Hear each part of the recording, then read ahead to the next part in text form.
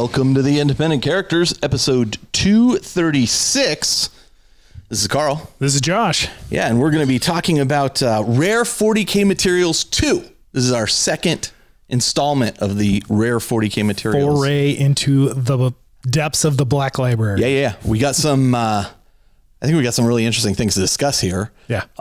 If you are listening, this is a episode that benefits greatly from the video. So check us out on YouTube because we're going to be showing a lot of artwork as we talk. Yeah. But we will do our best to describe what we are talking about for those of you who are not watching, but this is definitely like visual aids, or some specific images will be referenced and things like that. So. And here you can see a Space Marine shooting another bolter. Anyway, all right. So before we get into all of that, we have a couple quick announcements. The first is, wanted to thank our sponsors, Patreon members Rich Burrell and Jamie McKendry. Fantastic. Thank you so much for your support. It really is making a huge difference for us. Yeah. It's allowing us to do some things that we've even got a couple other ideas we were just joking around about earlier, but more stuff is coming. If you're watching on YouTube, you can see looks a little different this time around. Yeah. Hopefully this works out well. I think it'll work out well when we do, we have guests on as well. Absolutely. Yeah. There'll be like a giant floating head. The Overlord. like in that Apple commercial, that Mac commercial. Yeah. Anyway, also wanted to mention, we are now a part of the Goonhammer Media Network. So check out media.goonhammer.com for more shows and information. What does this mean? I mean, it was funny. They reached out to us and they're like, well, we know you guys value the independent characters, but we'd love if you guys would, if you consider, being a part of this network of different shows and things. Yep. And I think what appealed to them is Goonhammer is, I think, heavily competition by and focused. Large, more competitively focused. Yeah. And they thought that our kind of overall holistic look, as well as our narrative look, really filled a niche there. I think it's the nice way of them calling us old also. We are. I knew a lot of those guys. Like, I think a bunch of them that started it came from the old forums that I used to, the something awful forums. Yeah. And I know Campbell and Dan are part of it and stuff. And so, and since we're going to have Campbell jump in, Campbell and Dan are going to be going on a little bit of hiatus while Dan becomes a father again. Yep. And is kind of pulled away. And Void Spawn 2.0. We have asked if Campbell, who loves podcasting, would like to join us while Dan is out. We're not poaching Campbell. We just wanted to give him a home to land it for a while he's out so he can talk about some of his stuff. And Campbell kind of leaped at that opportunity. So yeah, no, it'd be great to have him on. I think that'll be fun. Yeah, absolutely. With our new setup. Right. Giant Campbell head. It's just his big old face right on the screen. Okay. And then, if you didn't listen to the last time we did this show, which is the Rare 40K Materials, within Games Workshop, there are a lot of material that they put out that are collector's items, limited runs, that kind of thing. And some of these, people may not have ever seen or heard of or known that they existed.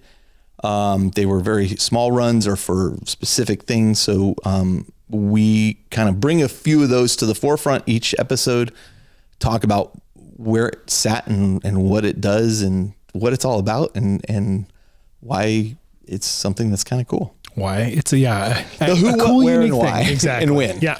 And the win. Okay. Never how though. So that's that. And then additionally, there are, we put out the call. If you could leave us reviews, it would be great.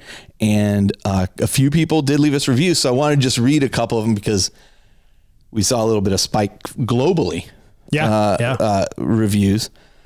In the US, H. Griffin said, in the grimdark world of podcasts about 40K, Carl and company, I'll say Carl and Josh, are my go-to podcast for all things Warhammer. It's so nice to listen to a couple folks talk about things they love in the way I love it too. They're interested in all aspects of the game and hobby. They're not elite players or hobbyers or anything else. Well, hold on a second. elite volleyball Not player. elitist. No, I think that's a fairly accurate description. They're just fans of the world, the community, and the fun. I listen to a lot of podcasts about 40K, and the independent characters is easily my favorite. Great, like super appreciate this review. Yeah. Bear of Sigmar. All these were 5-star reviews, which I also really appreciate. I mean, if you want to give us feedback to the show, we provide a wealth of places to give us feedback. If you felt we didn't deserve 5 stars, by all means, don't give us 5 stars, but we're definitely open to hearing it. We're open to hearing it. And Bear of Sigmar says, 1, if you're into 30K or 40K, you should have this show in your rotation. 2, I appreciate the hobby and the people-centric approach to the universe. There's a YouTube component, which works. Here's some feedback. But I do think the team could lean into a podcast episode and a separate YouTube show. Yeah, I mean, with all the time we have. Yeah, we definitely don't have time for that. 2 to 3 hour long episodes is a long time to watch on YouTube. And actually, there's actually been a bit of Discord conversation about that specifically, of how people are engaging with the YouTube channel. Yeah. And it sounds like a lot of people are either listening to the show first and then going back and watching segments like Hobby Progress, Elite Choice, things like that. Specifically to see the visuals. Some people, and it was an interesting hearing people's order of operations of that. Like some people will listen first, so then they have like the theater of the mind, and then they'll go back and watch. So that's see the visual and see how what they envision compares to what we were describing. And then some people will do the opposite. Like they'll watch everything first, so they get all the visuals there, and then they'll listen to it again while to focus driving or something. Oh, that's an interesting point. But a lot of people are engaging with both formats of the show. So it's not like, again, a 3 hour long YouTube video is a big ask to just sit down and watch, unless you're sitting down and painting for 3 hours, which is the kind of the big motivation. But if you're only watching for 30, 45 minutes, an hour, whatever, and then coming back to it each time you're painting, like that's totally fine too. Yeah. Bear of Sigmar made a suggestion here too. Good idea, Fairy, is what he said. I'd love to see the YouTube channel do a quote unquote show of force X topic with an emphasis on the visual aspect of the game. Regardless, great show, and I'm glad the IC Squad is back. That actually gave me some ideas for shorter YouTube videos we can do. Absolutely. Yeah. And we have to figure out how we schedule these kinds of smaller recordings. Like I think we need to do them on the back of doing the show, but the problem is the show takes 3 hours to record, and by then we're like, it takes me 2 hours to get here. Round trip. But we'll figure it out. But it does give me some ideas where we could, especially now, do some cool visual stuff. So okay, I don't disagree with any of that. Being like YouTube being a great format for some of that shorter, specialized content. Then we got a review from Vietnam. Oh, nice. Which is kind of cool. And it's probably, I think it's an American in Vietnam, but I'm not sure if it's an expat or not. But it is interesting. I remember the first time, like we got some reviews from like South America at one point, and I was like, what the, in my naivety, and I work in the internet industry, like I shouldn't have, but I really was at first US focused. Yeah. And that really immediately snapped into my head. Oh wait, there's other things to consider. Anyway, not much of a login name here. JFNNWJDJD. Great podcast for 40K fans. I just got back into the hobby. I'm currently overseas. This is why I think it's probably a expat. And this makes me still feel connected to my community as I try to find my new local gaming group. This is probably the best review I've read, because it speaks right to what our objective was. That's the goal, right? Yeah. So awesome. DJ860 from the UK. Old friends. I've been listening to the show for a long time. Always admire the pauses that are taken by the group when they need a rest or reset. Yeah. The show to me now feels like listening to old friends. Cool. And the content quality is professional, honest, fun, and positive. Thanks for providing content for people to enjoy. Your credit to the hobby. Also, I really appreciate this review as well. Yeah. The break thing, I was just watching. So you remember Daniel Tosh used to have a show on Comedy Central, Tosh.0. Yep. He now has a podcast called The Tosh Show, which there's a YouTube component, comes out every Monday. I watch that. With Carl. You were telling me about that. I just really like Daniel Tosh, but he was interviewing Michelle Wee, who was a protege golfer. And then she retired very young. I mean, she's made millions, but then she retired, and he's like, why did you retire? Like, why didn't you say, oh, you know, cause she was like, oh, I just wanted a break and blah, blah, blah. So why didn't you just tell people, I'm just not going to golf this year? And she goes, because if I just said I retired, people stop asking. Yeah. Right. Yeah. And I'm like, oh, that's interesting. Cause the last time we quit the show, or I quit the show, like I really thought I'm done. I've said everything I need to say, but then things had kind of evolved, and you know, new additions, new inspirations. It's like slipping on a pair of old underwear. The game goes on. And then last but not least, out of Australia, we have NHHJ_trip, TRYP, a real show of force. One of the best podcasts ever released. A must listen to any Warhammer 40K fan.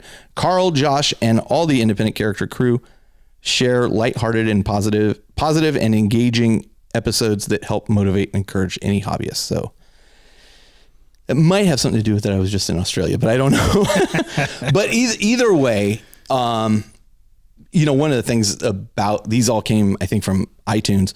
One of the things that's frustrating about that is there's no like way to associate who is that person to this person so that I can like re-engage with them and say, oh, sure, you know, that was a great idea or whatever. So this is the only way we have to give you that feedback. So thanks for listening. If you're leaving reviews, you're probably listening to the show. So thank you. I would imagine. Yeah. So thank you very much. And we do really super appreciate those. So should we go into Elite Choice? Well, let's jump in. Boom. Let's go into Elite Choice. So my Elite Choice this go around is Sky Herrick and this tank that he painted for the class that he had up at his store by Rob Medwell was from Medder's Miniatures. He's the instructor. I had a chance to jump into this class and I didn't take it. Like I couldn't. Yeah. I actually had like a conflict, but I think Adon had dropped out of the class because he had family issues. Okay. Yeah. And he was like, you know, do you want my ticket? And I'm like, I can't make it. Thanks anyway. And after seeing the work that Sky did, because Sky's a terrible painter. I'm joking. He's not. But this is like a step up for Sky. Yeah, no, it looks so. It's a Kratos tank, so it's a huge tank. He painted Iron Hands, 30K Iron Hands Kratos tank, and because of how well this has turned out, and it is exceptional. It is a really good looking tank. He's looking at starting an entire army for it now. I don't blame him to go with it, but it looks that good, and the weathering, the hazard striping, the heat effects on the barrel, I didn't mention the heat effects on the barrel because I've done that before, but the rest of this, I was like, how did they do some of this? This looks amazing. Well, it's volumetric without being like overly done to that kind of like almost cartoon like cell shading effect, which some people take that way, and that's a little extreme for my eyes, where this is a little bit more photorealistic combined with that. So the tank looks bigger than the model physically is. Yeah. Which is like light is physically interacting with that model. So that's a credit to how this has been handled and how the volumes and shades and highlights and things have been applied. It's a great looking model. The weathering helped a ton too. Absolutely. It as soon as I saw it, I was like, oh man, I really should have gone to that class. That does not look like a plastic toy. No, it's really well done. So congratulations, Sky. I think it's just a fantastic miniature, and you've done an amazing job on it. And, you know, honestly, Rob Medwell, I mean, great instruction. Yeah. I saw the stuff that came out of that class and I was like, wow. There was a group shot of all the tanks together and looked fantastic. They all looked incredible. Yeah. All right. What'd you pick? So I went with Andrew Shackelford and his Ambot, and this is a really, I knew you were going to pick this really cool looking Ambot. One of the best executions of an Ambot I've actually ever seen. Obviously Ambots being Necromunda models. This, he really kind of embraced that Underhive, just scummy gunk feel to it. There's lots of texture to it. The OSL is there, but minimal. It's not over the top at all. Lots of good like rust effects, tons of weathering, all the hazard stripes and everything like that have really been beaten back. There's a little House Deloc call out on the shoulder pad, which obviously speaks to it's the like multi snake head. Oh yeah. There it is. On the left shoulder pad. Yep. Above the hand. Above. Yeah. Which speaks to my love of House of Lock, obviously. So just even the color choices, it's very muted, but it's like blacks and browns and kind of bronzy. But then you got some orange highlight effects going on with the OSL and the faceplate, and that is countered with that really nice kind of teal of the claws itself, which is a great use of color theory of pulling those two contrasting colors. Which you can notice there's also like that teal in the worked base. into the base there, which kind of also works as like a little almost like an verdigris of like bronze verdigris kind of happening there, but also kind of OSL almost like it just complements the it's just like kind of the perfect balance of it, and just like the weathering and the grunge paired with some OSL, but not like over the top OSL. Like again, you get the lights, the eyes, the glows, the kind of vents on the back, things like that. It's a really nice balance. Yeah, really good. Really great stuff, Andrew. Definitely stood out. So thank you. Yeah. A lot occasionally somebody posts something where we know, like as soon as we see it, we're like, okay, one of us is going to pick this. Yeah. And sometimes it's like, all right, well, I won't steal this from under Josh, but this was a great one. And then I'll throw in there, Shell's Kiss, which again, Will Yasui. I hope I'm pronouncing his last name right. We've said it enough times. Hopefully we're saying it correct. And his Neurotyrant here. So there's some customization to the thing. He added some like tentacle stuff customization. I saw the before painted and after painted. Shell really liked the use of the blues in here. Yeah. Especially the brain, like the glowing brain. That psychic kind of brain pulsing feel. Like it absolutely embodies that immediately. So good. She loved that. And then again, in color theory, like that blue and the pink of the tentacles, really nice, just color contrast, color theory, good choice, but it's not like a stark contrast. They're both very pale and muted. It's not like my pink horrors, right? Like it's not that level of pink. Right. It's like a muted pink. I have to tell you, this is the worst. Like Shell looking at this, like she's been picking out a lot of Tyranids lately. Yeah. And she's looking at this. She's like, maybe I should do a Tyranid army. I'm like, maybe you should shut up and do your Night Lords. I'm like, she's like, well, blah, blah. And then she's looking, I go, I have Tyranids. She goes, I don't like the way yours are painted. I'm like, oh, thanks. She goes, well, I don't like the green and the browns. And I'm like, okay, fair enough. Like you don't like the color choice. She said, well, is this a usable army? I'm like, yes. Yeah. And she goes, maybe I should try playing them. I'm like, you're welcome to play them. Yeah. You're welcome to. And then I told her what my kind of drawback to playing them is. But so Shell is going to have 3 armies in a quick order here. No, she's not. We're going to do the Night Lords. Like I'm just focused on getting Black Legion stuff done, and we'll talk about that in a second here. But so yeah, speaking of let's just talk about that right now. So there was the points adjustment came out. Yes. How'd that impact you? I think both the main armies I'm focusing for 40K right now. I haven't looked at Necrons yet, but looking at Sharkadons and Eldar, I think both of my lists dropped 35 points.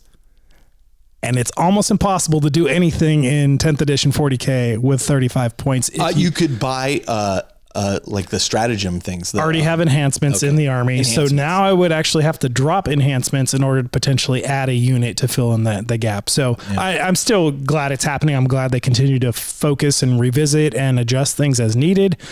This one just left me in a kind of weird like limbo spot of like, ooh, it's not enough points to really do anything with. Yeah. But on the Sharks, it actually had me inspired. Even before the points dropped this morning, I had been just kind of tinkering with the idea and was like, I really do want to lean into this being an assault army, and have actually prioritized, as we'll get to in Hobby Progress, like adding a couple units that I've had, just bumping those up in the paint priority queue to just really lean into that. And now it has me thinking that, maybe I need a second Land Raider. Yeah, you do. Which I love Land Raider. Yeah, you can't not, right? They're just so hard to find right now. Yeah, if I can find one, I will add it, and that will quickly get bumped up. They're so fun to paint too, because it's just a big box, and I have so many cool transfers, and it can do all the cool freehand and things on that, and weathering. So my list, Sisters of Battle went down 5 points. Okay. And up 5 points. So it's a wash. It's a wash. That's kind of what you hope for. My Black Legion, however, the list that I have with Abaddon in it, dropped 95 points. Wow. Yeah. Now, that may not be accurate, but it dropped like, pretty big. I think I was under by like 10 points or 15 points. Yeah. I now have 95 points to spend. You can definitely do something with 95 points. Yeah. I'm thinking. So you're not done painting your 2,000 points of or not thousands. It's Black Legion. No. Well, I mean, slacker. I kind of am. Like, I have a third Rhino I can just throw in there and boom, there's 75 points and, you know, get another 20 or whatever. I took no enhancements in that army. Yeah. With the one with Abaddon, I can't. But the other one that has the Demon Prince and the Chaos Sorcerer and Terminator armor, replacing Abaddon, that one I could add enhancements to. But also, we talked about this before, I thought about adding those Felgor Beastmen. Oh, right. Yeah. They're such cool models. I love good. that Beastmen are They're back. so good. And it would just make such a cool, like, I like them way more than Cultists. Yeah. They're more expensive than Cultists. I don't know that they're necessarily a great unit, but they look so good. Yeah. So I called around this morning. I saw Sky didn't have any in his store at Herrick Games. And then I called the local Games Workshop. And he's like, oh, I got 2 boxes. And I'm like, I'll take it. Can you hold one aside for me? I'm going to come down and get it. So after we record today, I'm going to race down and pick it up. I think, and honestly, I'm going to slap chop those guys. Yeah. Like, they look perfect for slap They will chop. lend themselves very well to that. Oh, yeah. With just the natural furs and things like that. Yep. So, and God, they look so freaking cool. Like, you can spend a little time if you want it to, like Hazard Stripe chain sword or something like that would look really cool. I'm totally going to do that. Right? Yeah. Totally going to do that.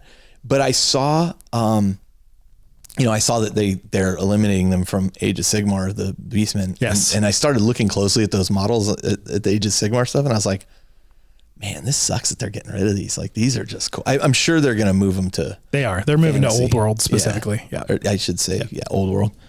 So anyway, I mean, cool. Yeah. Cool. Listen, I'm not going to complain about points dropping in my army. Yeah, no, that's good. And like, having more things, like even if you fill it up with Beastmen and they're going to grab an objective and sit on it, like that's a unit to grab an objective you didn't have before. You can use them for a screen, whatever. Like, I could honestly stick another squad of 5 Chaos Space Marines in there, but I was like, yes. Add a little flavor to it. Mix it up. And that's very representative of Black Legion, right? For sure. Having some mutants, some beastmen, some marines. And some cultists. Some demons.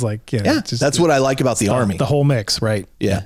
And in fact, somebody a long time ago, back when I started in 5th Ed, like somebody made an argument for why Chaos Space Marines were like the best army to start with at that time.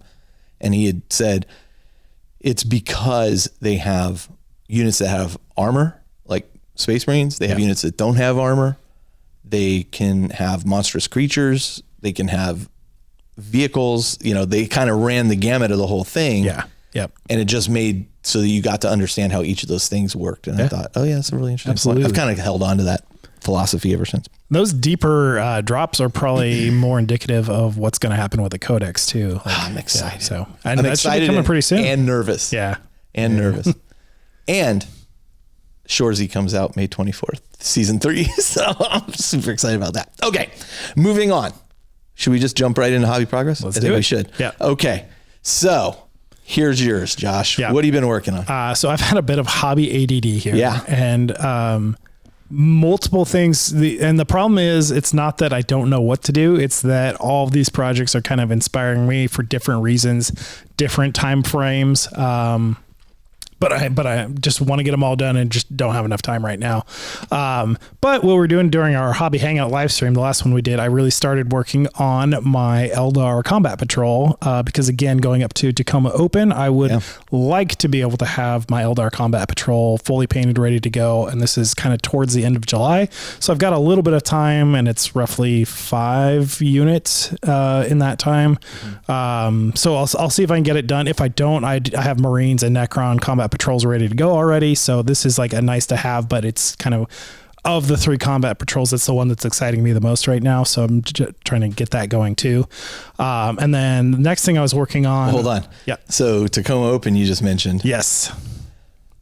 With the Tacoma Open, so we were looking and the my kid is going to graduate college from University of Washington in December, but they're going to come home for summer in late July. And so it's stupid. Like long story short, we moved them into an apartment a while back that's specific for students, but the lease on that apartment ends in like August, but then they graduate in December. And so I was like, oh, well, I'm sure they just like go month to month until you graduate. No, you have to sign a whole new lease for a year. For a full school year. And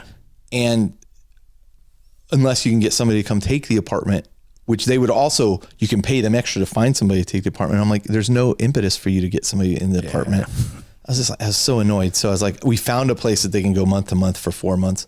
So I'm going to fly up to Washington for the Tacoma Open. Shell's going to go up with me. She's going to go to Seattle, hang out with our kid and help pack. Yeah. I'm going to go to the event, hang out, and then we're going to rent a van and drive back down with all of their stuff. Yeah, and then they're going to go back up in September for their final 4 months and just take what they can. They're going to live in a furnished apartment. Yeah. So Yeah. I was just like, what a hassle.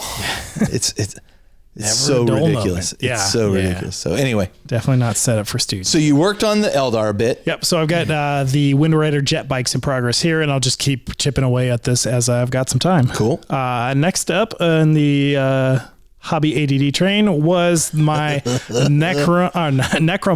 Yeah. These are the outcast gangers. Yeah. So this is like just the epitome of hive scum. They're all terrible. The leader's awesome. And you can see kind of front and center if you're watching the video here.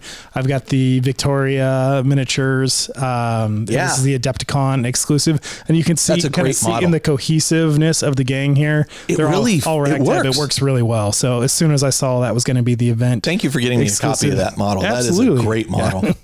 That one. Anyways, so I just this has all been built. I did a Zenithal Prime, I think, last episode. So I'm just starting to block out kind of the main colors because there's so many different things happening with this warband. I actually ended up not airbrushing, part of it just because my dog has really bad separation anxiety right now. So I didn't even want to go in the garage to airbrush because like it's that bad just with all the health issues going on. Yeah. But also there's just such a kind of ragtag of textures and layers and things like that in these models. I'm just like, oh, I'll just start painting them. So just kind of blocking in the main colors here. And there's obviously a long way to go, but cool. As we are hopefully ramping up towards Necromunda for our local group here in probably first week of June. Wow. Well, that's sooner than I thought. Yeah. Looking to get things going. So I got to get these painted. Aaron reached out to me. He's like, when's the Necromunda campaign? I'm like, I don't know. Talk to Josh. Yeah. I'm not running this thing. We got a whole Discord group for it. Yeah, there you go. All right. Yep. So after that, this is in line with keeping or escalating the Sharkadons to a even more assault-based army. So I'd actually decided, partially because I didn't want to paint 7 bikes right now, 8 bikes, including the ATV, just because that's a lot of model to paint and wasn't particularly exciting me on the painting project. So dropping out the Outriders, Chaplain on bike, and ATV, I've decided to add Blade Guard and a Judicaire. Or Judicaire, however you pronounce that one.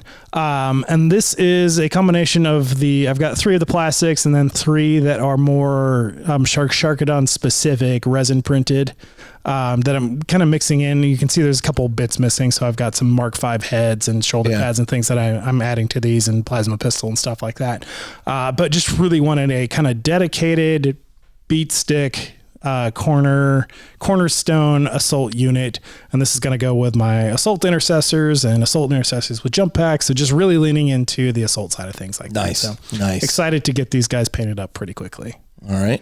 And then speaking of the assault intercessors with jump packs, these guys all had their kind of like, they were pirouetting off of like concrete and things like that. Which I didn't like. And after your visit with the Play on Tabletop up north, one of their sponsor ads for that episode was for kind of like these jet bike plumes. And I'm not usually a big fan of like missile launcher effects and things like that being added to the models, but something about the jump jet exhaust spoke to me, and it's like, oh, that would be a cool effect, and it'll be fun to paint and something different, and just gives this unit a bit more presence.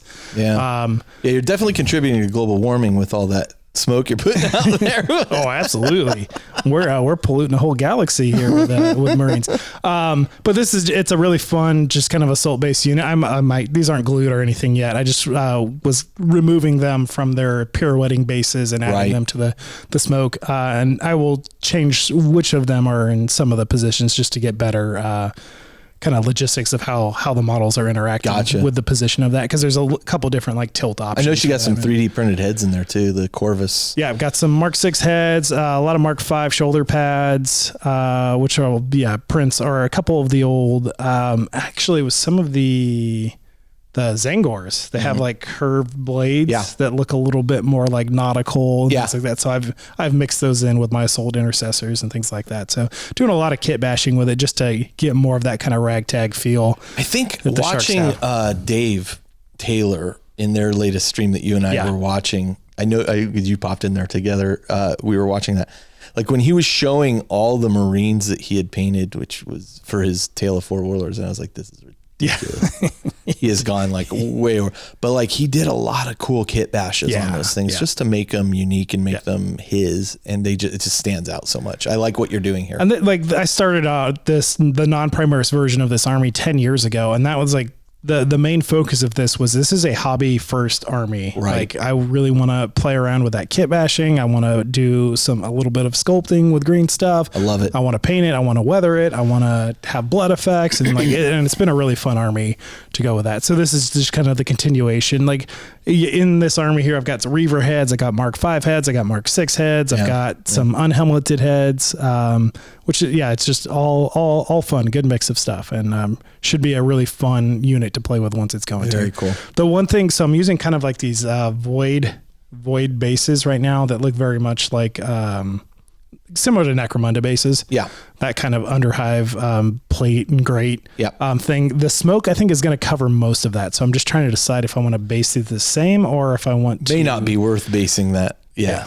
And wasting those bases. Right. Yeah. So I'm just figuring out the basing on that one. Smoke is so funny. I did realize after I had popped these guys off their pirouetting base stands that I had not drilled out the barrels yet. So I do need to drill out the barrels, and then I'll get them primed up pretty quick. And this isn't Jeff. No. Jeff's show. Yeah. No, I drill our barrels. I always drill my barrels. There's your sign off for the show right there. Right. So I'll get these guys painted up pretty quick. And these with the blade guard, we'll probably paint up in tandem. I'll probably just do 5 at a time. Nice. Like get 15, 16, 17 dudes done pretty quickly. So I am definitely excited to get some progress going on the Sharks.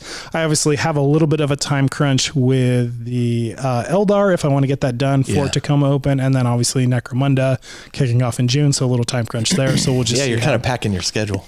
We'll see how the priorities work out. All right. Again, hensing the hobby ADD that's happening right now. There you go. Speaking of Necromunda, I've also been printing out these cool riser tiles that these are really cool. So the tiles are the existing GW kit, but Amory, our friend from Hawaii, did he design this? He designed the risers on there, and he was really smart in how he designed them. So it's like a full-on snap fit under the bottom. Like that is just friction fit at the moment. I will probably end up gluing.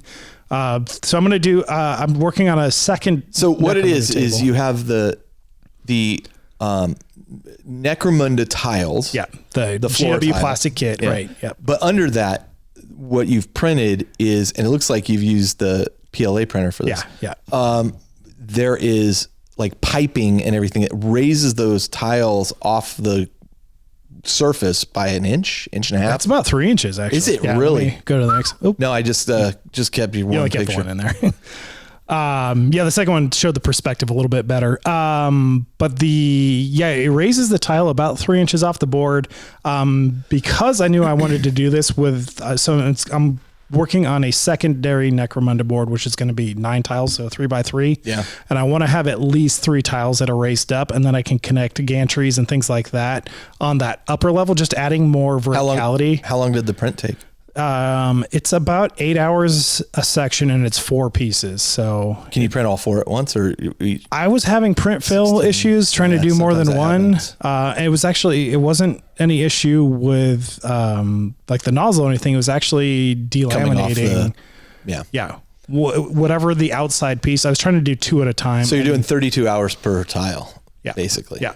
Yeah. So I've got two and a half done. So but to be clear, like when you're 3D printing this stuff, it's like set it and forget it. You just print and walk away. I'm doing 2 to 3 a day, just depending. Like I'll do one in the morning, do one at night, and do one during the middle of the day if I can. I was printing fantasy buildings that were taking like 72 hours for the various floors. You're printing each floor separately. It's like, you kind of forget that it's running. You're like, Another day or two, I'll have all 3 tiles fully Those are cool. ready to go. Yeah. And good job, Amory. He did a really nice job on the design of these. They'll look great. They'll paint up really well.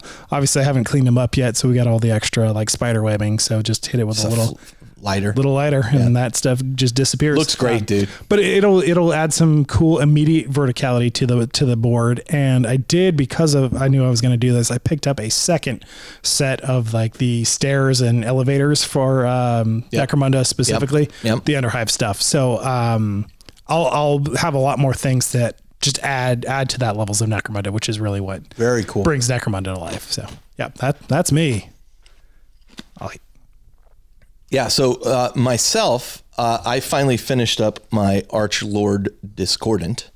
Did a little decal on his... Oh, you missed some gold. Shut up. God, I hate you. So gold edging has been kind of the story of my life recently. This guy was no exception. And more so than just the gold, like every time I turned around, there was another cable that needed to be painted or something. Like this is a very complex model. During our hobby live stream, you're like, here's another cable. I thought I was done. In the end, I'm happy enough with how he came out. Like, I think I probably could have done a little bit better. There's a few things I probably could go back and touch up, but for the most part, it looks good. Calling him done. Moving on. It's a model I'm probably not going to use a whole bunch. But it's another one done. And there again, there's no greater feeling than finishing a model and then putting it on your shelf of all your other models and going, oh, look. Parade orders, as Jody called it. That's right. I still love that chain that you swapped out the existing plastic leash. It was a plastic like leather strap that broke immediately. Yeah. And then I was just like, I'm just going to put chain in his place. I think it looks much better. It's fitting. Yeah. And then the other thing I've been working on, if you've been following in our Discord or anywhere else, is demon engines. Yeah, you have. And gold edging, gold for days. Yeah, for days. To the point where I'm almost done here. I think one of these still needs. I think I have like 4 plates to go on him. So you got Mauler Fiends and 2 Mauler Fiends here and a Forge Fiend. Yeah.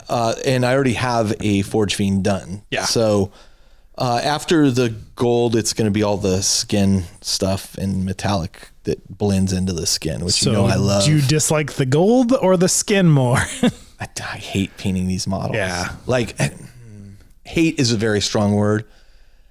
Somebody said, hey, well, why? I'm doing 3 and their weapons loadouts. And somebody said, well, why don't do all 3 at once? And I'm telling you, if I don't do all 3 at once, I will not do any. I will do one and never revisit the other 2. Never go back.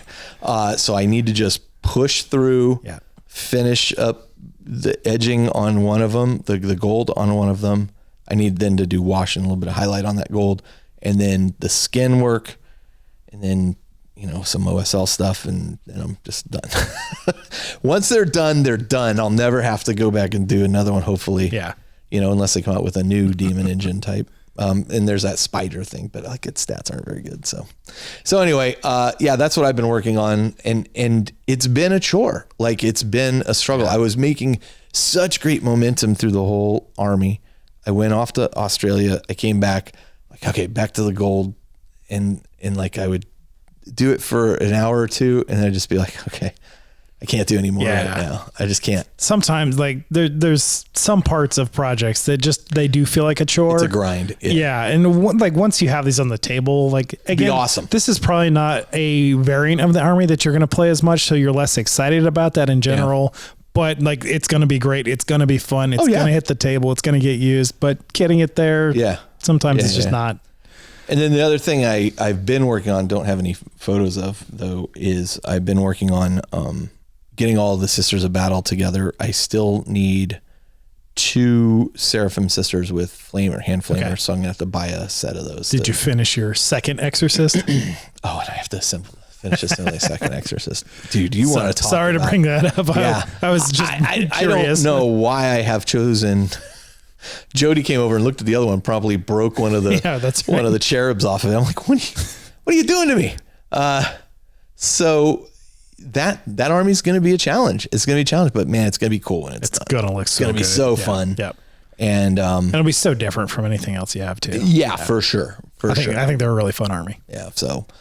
So yeah, that's been me. Not as much progress as previously, but I don't know. A gold edging for me right now is progress. That is, it's a big step, even if it's not a lot of progress. Like, it is a big step, and you got to be careful because I did discover sometimes what will happen is like I'll go. Fortunately, a lot of the stuff is very well lined now. Yeah, but you want to also get the edges of it where it's touching the and I've airbrushed grays onto these and stuff, and so it's like occasionally I may miss and stick some gold on the gray. I found like if I immediately take a wet brush and just sop it and then wipe it up with a towel, it comes right off. So it's hard to replicate the feathering you've already done with the airbrush. Exactly. Like you have to be pretty meticulous with it. Yeah. So I'm always like very like ready to jump in and just clean something that I messed up. But there's a few spots that are going to drive me bonkers. I'll figure out how to clean it up a little. It'll be fine. Yeah, honestly, at a certain point, I'm like, I just don't care. I'm like, it'll be fine. Whatever. Yeah. So, so that's our hobby progress. Games played. I haven't played anything. I did play a game of The Old World with Travis, and this was actually a couple of weeks ago, so forgot to mention it on our last episode. I won't go into great detail, but we did a full 2,000 on 2,000 point. Again, we're both playing vampire counts. So it's been it's been fun to bring it to life. As each game that we've played, we've gone through one of the next scenario in the book. So gotcha. Doing a slightly different scenario each time, just to see what those are about, and really just we're familiarizing ourselves with the core rules. And us both playing vampire accounts, we're getting very familiar with the armies, and we're building different lists, very different lists, but they share a lot in common at the same time, and because we're like using similar units and there's definitely some overlap. Like we just have those stats and those rules like really dialed down. So it's been fun, and he's always a great person to play a game with. Yeah. And then aside from that, I've just been playing a bunch of role-playing games. I did, speaking of role-playing games, Rogue Trader was on sale. The video game was on sale. And while I was trying to struggle between all the different hobby ADD projects that I had, boy, if there's something that'll kill, I decided to pick it up while I was on sale. I'm not that far into it, but so far it's been very enjoyable. It definitely makes me want to really. Have you done the whole intro, and have you seen like the Rogue Trader's charter yet? I've seen the charter. Like that was for me like a defining moment where I was like, oh, this thing's massive. Yeah. Like I always pictured it was like a college degree. Oh no, it's a sanctum. It's like the size of the room, and it has like all this protection around it. I was like, oh, this the DNA makes a lot like of sense. Biting the servitor biting to get the blood. That was super cool. So I'm not that far in. I just got the Sister of Battle joined my party, and like one or two fights after. Oh, you're very early. So not particularly far in. But step away. Yeah. And just focus on your hobby progress. It's a great game though. Like thematically, I think it's great. But it's pretty incredible how well it's integrated, that whole Rogue Trader, just the RPG aspect too. Like it is very much Dark Heresy, Rogue Trader, Death Watch, like those Fantasy Flight games. It made me understand like, oh, this is how you could play a Rogue Trader RPG like a lot more. And even just like how the stats work and how skills work and things like that. It helps bring that to life a bit more. It deviates pretty far from it. Yeah. By the way, it's like its own system, but it's cool. Yeah. It's cool. It's good stuff. Well, it's been a fun distraction, which I will hopefully not play a lot of it in the near future because I do have a lot of painting I want to get done. It did suck in a lot of times, so I'd say back off. So, all right. Well, let's do this. We'll take a short break. We'll come back, and then we'll launch right into our main topic and and we'll see where we go from there. All right. We'll be right back. All right. And we're back. We're going to launch now into Rare 40K Materials. Rare 40K Materials 2. So the first thing I wanted to talk about here, Josh, is Warhammer World. Yes, please. So I've now been to Warhammer World, I don't know, 6 or 7 times. I don't know if you heard, I went to Warhammer 6 or 7 times. For a while, I was working for a company that had offices in Belfast, and I had a team that worked for me there. So anytime I'd go visit Belfast, I'd add a couple days on, pop over, visit friends. Yeah. In Warhammer World, or in Nottingham region, London, that kind of thing. And then always had to go and check out what was going on. Absolutely. Have you been yet? I've not been to Warhammer World. I've been to the UK 3 times, but it's always like 2 of those have been Scotland specific. One of them was just London. We got to set something up. Yeah. This is absolutely this is a goal, must happen in the next, 5 years. It's pretty reasonable. Yeah, like to get there is not that unreasonable now. So anyway, it is when you don't have a job. Anyway, so what I've got next to show is these Warhammer diorama books that you could only buy. They're Warhammer World diorama books, and they were only available at Warhammer World. As far as I know, there's only 2 of them. At the time that I bought them, there were only 2. And they ran about, 16 pounds at the time. So $25 or so. Pretty reasonable. They're soft bound. Yeah. Okay. They're about 128 pages, 96 to 128 pages, soft bound. But what they focused on was many of the dioramas at Warhammer World. Yeah. Yeah. And so it's dioramas, 1st edition, 2nd edition. And there's a little bit of overlap between some of them that show, some new pictures, some old pictures. And one thing people may not realize is that they rotate those dioramas kind of in and out slowly. So they may make a whole new one. For example, maybe the Leviathan kit came out. Sure. Right? Yep. And they're like, well, we really need to showcase Space Marines versus Tyranids for some reason, hypothetically. Yeah. And they'll go, okay, well, what do we have that we can move out and swap this in? Because they do have a limited amount of space. Right. Yeah. As massive as the museum is that they have there, and it is massive, there is limited space, and it's packed. I mean, it's fully packed. So these books would allow you to kind of relive the experience of looking at these dioramas and giving you even some close-up looks at them, through photos where you would not necessarily be able to see, that close up. One of the things I experienced when I was at Warhammer World, and I, as soon as I saw these books available, I was like, I have to buy these. Oh, cool. I'd say I'd look at them maybe once a year or twice a year and just go, oh yeah, that was really cool. Just get inspired about those little attention to detail things. Sure. And yeah, absolutely. For sure. And if you're watching the video again, we'll have some photos up and such, but, I remember going and seeing one of the dioramas shortly after Age of Sigmar had come out, and I wasn't too sold on the Stormcast Eternal. Sure. Yep. Like, all right, they're all right. I don't really like the heads very much, blah, blah, blah. And, I was never big into Warhammer Old World, the fantasy game. Unfortunately, right as it was going away, I discovered like Total War. Oh yeah, yeah. And they had like this cool intro, and I was like, oh man, the Old World looks really cool. I still won't play the game because I'm not into the rank and flank stuff. But the lore is still amazing. Yeah, but the lore is incredible. Yeah. And the Age of Sigmar lore, I have a hard time wrapping my head around.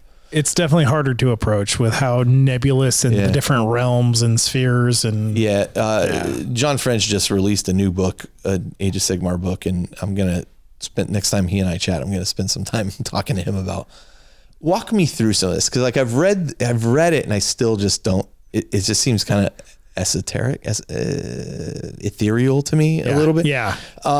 But the Stormcast Eternals, once I saw them in a display there as a force, as like a whole army, I was like, oh, they look really cool as a whole army. Yeah. Like on an individual unit basis, I wasn't too thrilled with some of the helmets and such, but as an entire army, I was like, oh, they have some chops. Yeah. Anyway, again, if you're watching, I'm displaying some pictures that I personally took. These are not taken from the books, but they're kind of there to give you a sense of like what the dioramas look like, because all of these have themes to them, and they have, it's not like you're seeing a bunch of guys on bases. They're not on bases. Yeah. No bases too. Yeah, they're usually pinned into the ground to look like, they're actually there, like they're telling a story. There's so many stories within stories within stories happening in the dioramas. Yeah. Wherever you zoom in, there's going to be a little vignette of something happening here, which is a part of the greater battlefield, but there's like this special little moment here and there, which is so cool. Yeah. That's a beautiful thing about dioramas. Yeah. And so I want to talk about a couple of my favorites that are represented in the book. One of my favorites is a Nurgle infested castle that has like kind of, and it's a fantasy themed one. This was out long before Age of Sigmar. This was back in the old world, and it's just a fantasy themed castle that's overgrown with lichen and mushrooms in places and just gunk, and you have pretty much every the crow cages dangling down and stuff in the sewers. Like, I love dioramas. And that's the other thing with the dioramas. A lot of times these are multiple levels, right? Yeah. And so they're showing multiple levels. So this one in particular was one of my favorites. It was a Nurgle castle with all these Nurgle creatures coming out of this massive open maw of a castle. It kind of almost looks like a little bit like what's Skeletors? Oh yeah. Yeah, it does actually. Kind of, in the sense that like it doesn't, it's not a big skull. It's a pretty realistic looking, funny. Castle. But the shot that you have of the scene specifically is reminding me of Helm's Deep with the like orcs charging up to the gate that way. It's obviously the opposite because they're unleashing. Actually, it reminded me of when they're leaving the Witch King's castle. Yeah. All the orcs are leaving. Absolutely. Right? Yeah. Very, very similar vibe to it, but all Nurgle themed. Yeah. So super cool. One of my favorite dioramas. And there's just a lot to it. Additionally, what I, of course, primarily focused on were 40K dioramas. And there you can see, different variations of Imperial Guard dioramas, Eldar, and they're typically always fighting something else. Yes. When 30K came out, they came out with a Siege of Calth diorama, or excuse me, not Calth. Where's this is Prospero. Prospero Burns diorama. That's so cool. And it's so good. Yeah. And all of these things, like the team that builds these things is incredible. And they spend so much time laying it out. They've talked about it in formerly Dragon White Magazine. Dwarf. White Dwarf now. not formerly Dragon. Yeah. But you can see how they plan and prep for all these. And it's just incredible. This particular one literally has Lehman Russ on it, charging across a bridge. It's just a fantastic diorama that they've done. Another one that they did that I very much wanted to see more of was one called the Fires of Syraxis. And the reason it's called Fires of Syraxis was because that was going to be the next Forge World book that was going to come out, the next Imperial Armor book. Right. And it never came out. It got canceled. That was the Tau one? It was Tau versus Adeptus Mechanicus. Okay. And it was going to be amazing. Yeah. Here's a photo from it. And it had, Titans and Knights and all the good, AdMech stuff in it. Yeah. It had all this great Tau stuff in it. Stilt guys for days. It was pre-Stilt guys. I was very excited about it. I remember Colin at the time was super excited that it was going to come out because he played AdMech at that time. Yeah. So we were very excited about this particular book coming out. I don't know how much of it was actually written or just in the planning stages. I had been talking to Alan before he passed about how he was working on it, but Alan was also notorious for like not presenting results, and then it's 3 days out from it being due. It's done. He's written the whole thing. Yeah. So I don't know how far it ever got in the story, but man, I was very eager to hear what was going to happen in that. And one of my favorite pictures in this is literally this Titan that has a Tau vehicle just like in his hand. Yeah. A Tau suit in his hand, like crushing it. It's freaking incredible. So, I mean, these books, if you can get them, really, really great. They run the gamut from, Old World to Age of Sigmar to 40K stuff, 30K stuff. Yeah. They're just incredible to look at. And you can see the creativity of the artists that put this stuff together. Now, mind you, it's probably pretty easy when you can just go, hey, we need more of these sprues, and you just go take them and build these things, or take a few things.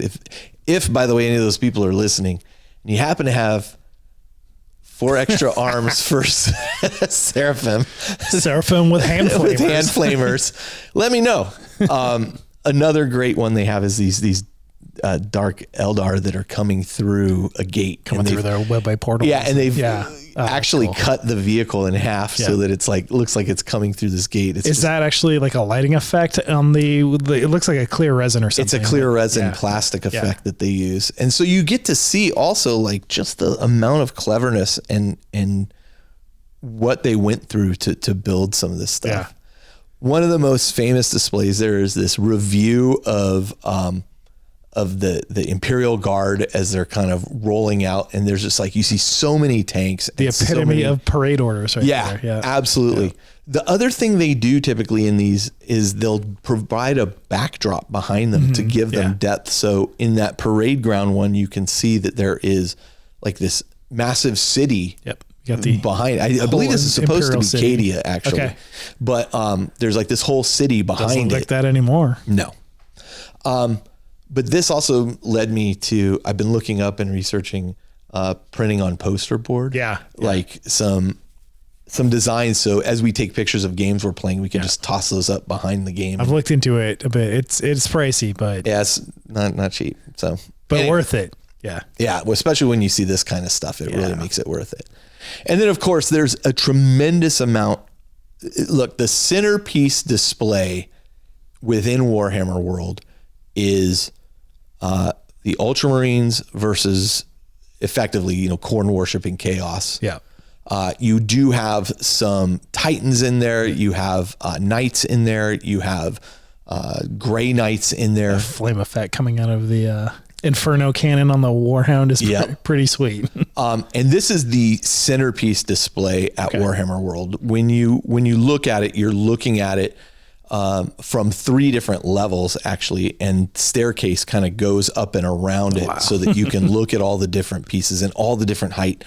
And it goes, down into the depths where you see bridges, crossing area. There's like a chasm, and you see fighters like flying down the chasm, fighting each other to the very top of the tower where you have, Marneus Calgar fighting a giant bloodthirster. And they actually have another book, which I own and I have to locate it, that details out like all of this battle. Oh, wow. Okay. Like the whole battle. Yeah. I think they even have like some missions in it, if I remember correctly, but it talks about like all the battle, who they're fighting, what happens, all this stuff. But this is the display that everybody walks into and goes, oh my God. Wow. Yeah. This is super impressive. As soon as you walk out of the door there, you're faced with a massive display of Eldar versus Tyranids on this like lava planet where like the lava's glowing. Yeah. And there's just this massive swarm of Tyranids versus Eldar. You have giant Eldar Titans and Bio Titans. It's absolutely stunning. So it's funny because you leave this one thing where you're like, holy smokes, this is impressive. Like, this is so impressive. You're like, and you walk through these double doors and you think, the fun has just begun. You think, well, that's, whew, I'm done. Yeah. And then you walk into this and you're like, oh, there's still more. It just keeps going. So anyway, these 2 books, if you can locate them, they're worth their price, certainly at face value. I am sure that they still probably sell at Warhammer World one of these at least, probably both. Worth picking up if you get a chance. Obviously, in-person experience is probably hard to replicate in book form. Like, having been there, obviously you're kind of playing into the memories and like appreciating the details and things that they're able to focus on in the book format. But I'm guessing it pales in comparison to actually being there and just taking it all in and experiencing it in person. It does. Seeing it in person is really cool, but the books do a good job with the photos and such of showing you, they'll like step back and show you like the larger situation, but then it'll zoom in to show you more of those very specific things that they want you to see. The photography, of course, they're professional photographers there, which don't have the glass between them and the thing. They get full access. They get full access. And, every diorama has a name. One of my favorites is also Magner's Crag, which is Space Wolves versus Tyranids. I don't remember which fleet. The red skinned Tyranids with the blue carapace. Behemoth? I can't remember. I don't remember. But one of my favorite parts of this is, all these Tyranids are like clambering over each other to get up this icy, this whole ice terrain with this huge fortress, this huge 40K fortress, and the Space Wolves are fighting them on this terrain and such. But one of my favorite parts is there's like this pinnacle of the fortress, like this top, spire, and atop that is a winged hive tyrant, just kind of hanging out up there. So it's super cool. I would say, it doesn't match going to Warhammer World, but what it does is if you've gone to Warhammer World and you leave, like, you're like, oh yeah. Like it very much kind of reinvigorates. Yeah, absolutely. So, and makes sense that you could probably only buy them at Warhammer World. You can. So then the next piece I want to talk about is, this is something that I don't think a lot of people know about. I could be mistaken, but one of my favorite books in the Warhammer 30K range, the Horus Heresy series, was Know No Fear. By Dan Abnett. So, Know No Fear is really focuses on the Battle of Calth. For those who don't know, there's going to be some spoilers here I'm about to give you. So if you're not interested, if you haven't gotten this far in the Horus Heresy yet, stop listening to me now. Skip forward to the next. Look at the timestamps in the audio because we provide. Josh can talk about his stuff. So Know No Fear was one of the best 30K books there was. Yeah, it was good. It was good. It deals with the betrayal of the Ultramarines by the Word Bearers. It made, to me, so at this time when this book came out, not many people were playing Ultramarines. And I had painted an Ultramarines army, and this made Ultramarines like really cool. Yeah. Really cool. Dan just kind of takes his Devlin mud paintbrush and makes the Ultramarines just suddenly super cool.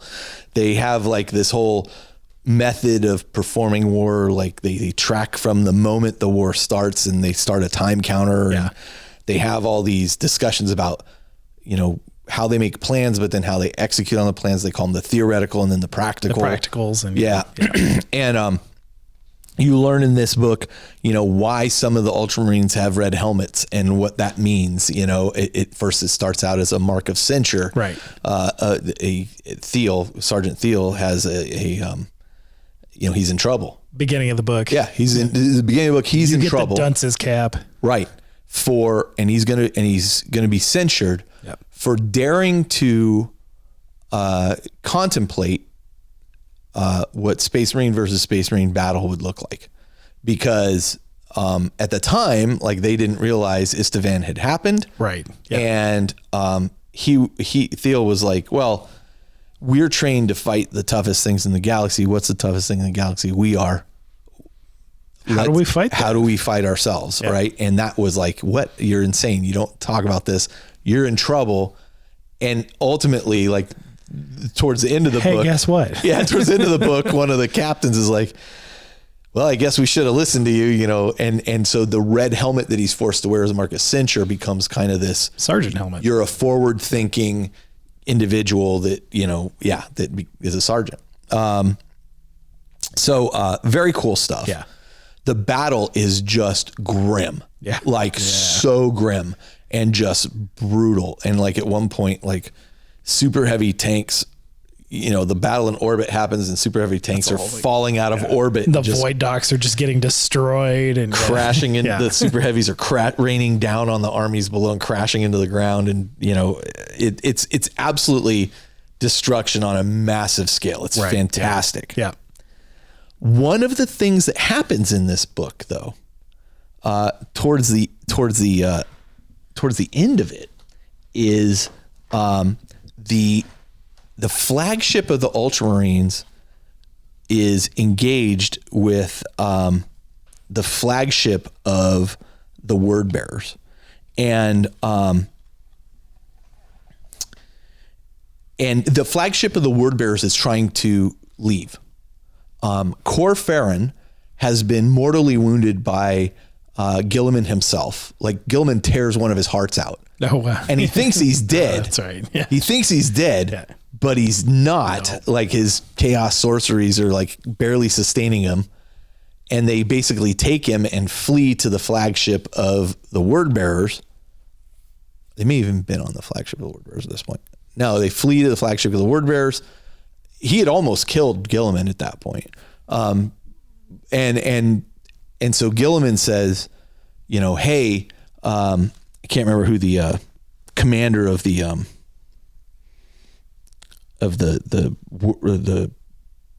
Ultramarines flagship at that point is, but he tells them, do not let this flagship escape. I want him dead. Yeah. Right. Yeah. And so he's like, okay, I have orders from the Primarch himself. I'm going to take out the Word Bearer's ship.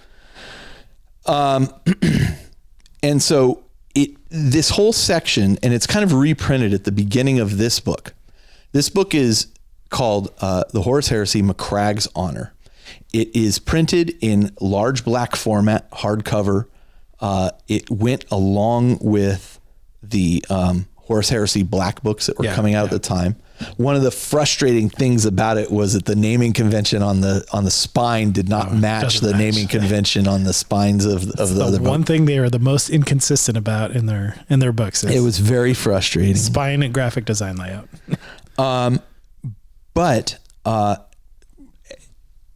let me just read this one section, because one of the first pages of the book is a reprint of a couple paragraphs from Know No Fear. And so it starts, I'm just going to read this one paragraph, which starts at Mark 20, 27, 17. That's the timestamp. The running battle count of the battle, right? 20 hours, 27 minutes, 17 seconds into the battle. The Word Bearer's battle barge, Infidus Imperator, turns in the debris-rich belt of Calthnir space, ships dying in flames behind it. It engages its drive and begins a long, hard burn toward the out-system reaches. This is the ship that's carrying Cor Farron. Right.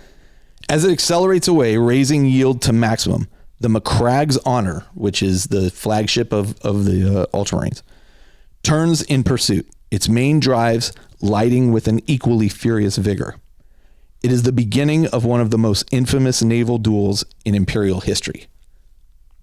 That's the end you hear of it. End of the book. That's not the end of the book, but that's like that's the last word you hear about what happens to these ships in Know No Fear. And it's kind of like, well, what happened? Well, what happened if it's so infamous? And so this book details out exactly what occurs. Now, the cool thing about this book is it's a comic. Yeah. And it's written by Dan Abnett. Full-blown, graphic novel. Yep. It's written by Dan Abnett, who has obviously tons of comic writing experience. Right, yeah. You can thank Guardians of the Galaxy. You can thank Dan Abnett for writing that stuff, right? That's all based on his run in Guardians of the Galaxy. And the artwork is done by Neil Roberts. Yeah. Now, if that name doesn't ring a bell, Neil Roberts has done he's done so many of the 30K Horus Heresy covers. Like you can't even count the number of paintings this guy has done for 30K. It's incredible. And his stuff is very well known. Like he is a fantastic, fantastic artist. So the interior of the book is full of just full on panels of just gorgeous artwork. Yeah. Everything's full color, full panels. Yep. Cool story. With the story telling you exactly what occurs. And so I'm going to tell you what happens that is one of the greatest naval battles. So basically what happens is the Infidelis ship, the flagship of the Word Bearers is fleeing. The Ultramarines flagship is in pursuit and catching up. And so Cor Farron at the time is being kind of worked on by like these chaos sorcerers and stuff to try to keep him alive effectively. Okay. Yep. Heal him and keep him alive. Marius Gage, who is the chapter master of the 13th Legion of first chapter, because remember, these are legions now, not just chapters, is kind of, he's the one that's been given the order by Gilliman, hey, go destroy this vessel. There's a very important individual in there, a centurion from the first company named Aaron Mercer. And he's got like this gold faceplate and everything. Like he's a super important guy. He'll come up later. I'll explain in a minute. So anyway, they begin chasing the vessel. Other word bearer vessels, 3 others move to engage. And McCragg's Honor just like obliterates 2 of them. Like it's just heading straight towards them, obliterates 2 of them.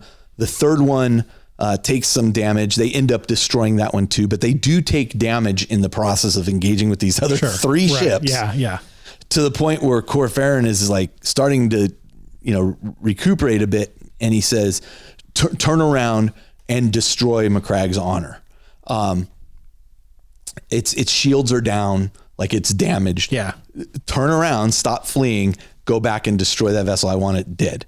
And of course, all the chaos guys are like, oh, okay, he says to do this. Isn't crazy. So it turns around and it rushes towards McCragg's Honor. They have this tremendous like broadside battle, like in close range, where they're just like destroying each other. And but McCragg's Honor wanted them to get close because it sends in boarding torpedoes and all this stuff full of Terminators and all this stuff, boarding the ship. They're there to get it done. I mean, these are hundreds of Terminators, like hundreds of Marines. They also have like these boarding ramps that like shoot across and like latch onto the other ship. I didn't realize that was even a thing. So like you have these visuals of like these ships in close combat with these boarding ramps, and they're like hundreds of guys rushing across the boarding ramps at each other. Umbilicals. Yeah, but they're like on the surface of it. I mean, it's all pretty hokey, in terms of real technology. Oh, just like maglocks to a flexible plate. And they just run across the top of it. Yeah. So anyway, they're in this huge battle.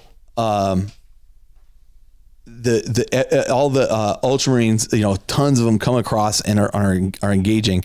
And then it turns out, this has been a trap by the word bearers to bring them all over, because now they've summoned in all these like warp entities to like deal with them. Yeah.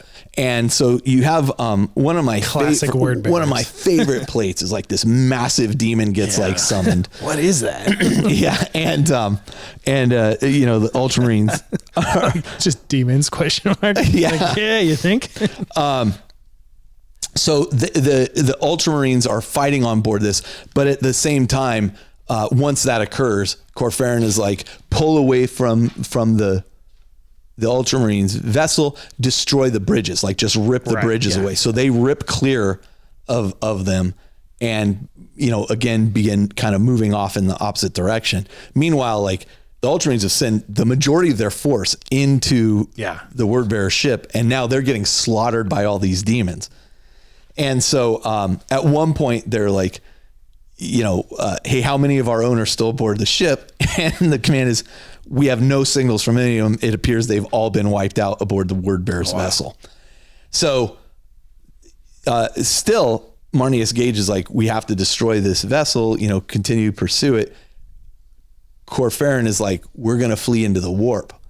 And they can't use like their jump drives to get into the warp. They're too close, or they haven't done the proper calculations.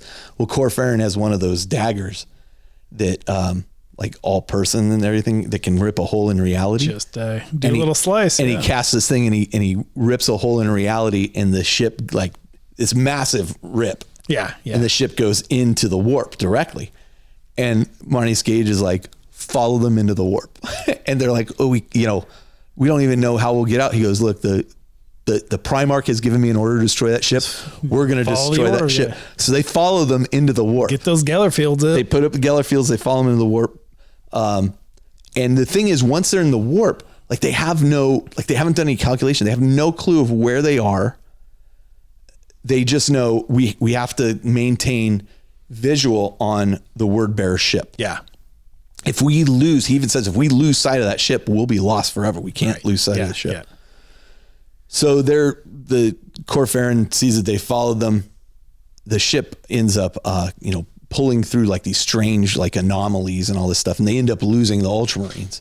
And so the Ultramarines are now kind of like, well, what do we do?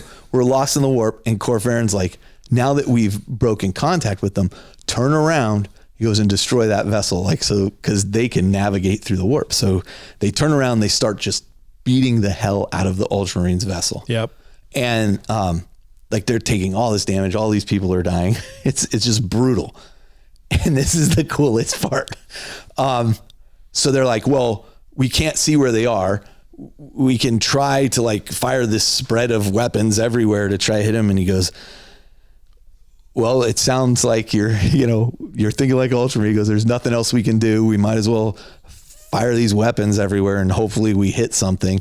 When they get this radio call from the Centurion, the first company captain that I was talking about, Arion, and he's aboard the ship, and he's aboard the word bearer's vessel. Yeah. And he's like, can you hear me? Blah, blah. He goes, and he's like fighting off like Chaos Space Marines and everything. And he's like, I don't know how much longer I'm going to be alive.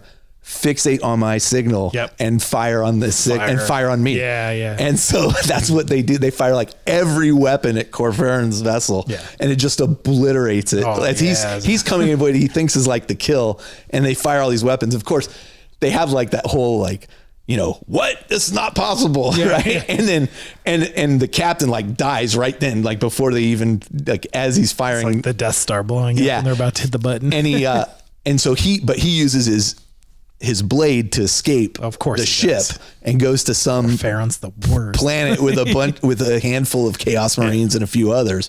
But he just basically, but their flagship's obliterated. Yeah. He yeets out of there, as the kids say these days. And the flagship's destroyed. That's how Abaddon gets back to the battle barge every time you lose. He's got a dagger. And I mean, it's just the story is really, really cool. The book is really great. Yeah. The art is phenomenal. Yeah. The story sounds fascinating. It sounds really fun. And of course, Marnius Gage is like, well, how do we get out of the warp? He goes, it may take us centuries to figure out how to get out of here, and and that's that. Because they can't use a navigator to just they can't figure out where they even are. Yeah. Right. And there's these massive warp storms that are preventing them from seeing the Astronomicon. Right. This is the whole point. Right. This is why the Ultramarines don't make it to Terra. Right. In time. There was a cunning plan. Yeah. Yeah. So the artwork is just fantastic. The book is great. And at the very end of the book, what they have is they have a bunch of the rough drawings and like the script next to the rough drawings, kind of showing you like how they put it all together. It is a fantastic book. It is not for sale any longer, as far as I know. I don't know if it's ever come out in softback. It's Black Book production quality too. Yeah. It's got the silver leafed pages on the, it's gorgeous. The bookmarks and it was kind of one of those things that I picked up. Yeah. And I was like, boy, I'm glad I bought this when I did. Yeah. I don't know for a fact that that story was never told anywhere else, but this is the only place I've ever seen it. Yeah. I have not read about that story. Yeah. And it was just fantastic. Like super epic. The Marines are just complete. The Ultramarines are just complete awesome. The villains are complete villains, Yeah. They're as advertised doing what they're supposed to do. Yeah. So good stuff. If you can get your hands on it. Did that book make you want to play Battlefleet Gothic at all? A little bit. Yeah. A little bit. I almost loaded Battlefleet Gothic, the video game. Oh, yeah. Again, I think Battlefleet Gothic's mechanics are dated. Really dated. It's hard for me to get past it. I have a lot of other things I want to play rather than that. Sure. But still fun, but dated. But it did again make me go, yeah, Ultramarines are pretty cool. Yeah. Like these guys are pretty awesome. So, and I think too, the other thing, like, you want to paint some more gold trim? No. the other thing I would say is like a lot of times Ultramarines were relegated to this kind of like meme status. Like people were like, oh, well, they didn't show up. Like they showed up at the very end of the heresy and, they didn't do anything and yada, yada. And when you see stuff like this, you're like, yeah, they were a little busy too. They had a whole second Imperium they were building. Like, they had a few problems they were working on and a few, things they were doing. I won't go into spoilers into the Siege of Terra, but they do have a small presence there too as well, which is kind of cool. That I was like, when I read part of it, I was like, oh man, nice. Like that's cool. Okay. So anyway, great book, McCragg's Honor.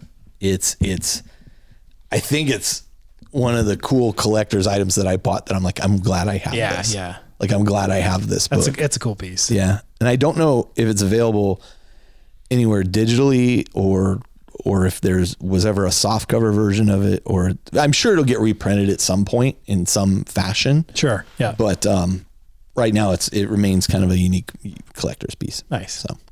So that's the two things I wanted to kind of cover. The Warhammer World dioramas and this McCragg's Honor, the Horus Heresy comic, I should say graphic novel by Dan Abnett and Neil Roberts. With that, we're going to take a short break. We will come right back. And then Josh, you have a couple show and tell will continue to cover as well. All right. So we will be right back. All right. We're back. We're continuing our discussion about rare 40K materials. And Josh, what have you brought to show and tell? So I've got The Art of Warhammer 40,000. This is a compilation of a ton of art. This book was published in 2006, so it's a little bit on the older side of things now. Obviously, we're almost 20 years How past. much art? Yeah. So how much art has been presented in the last 20 years? This book was really cool. So this is your book. So I borrowed this book to bring for show and tell, so I could do some homework and come show it off. But for me, this was an absolute wild nostalgia ride of like seeing all the art that like I just kind of grew up with and had.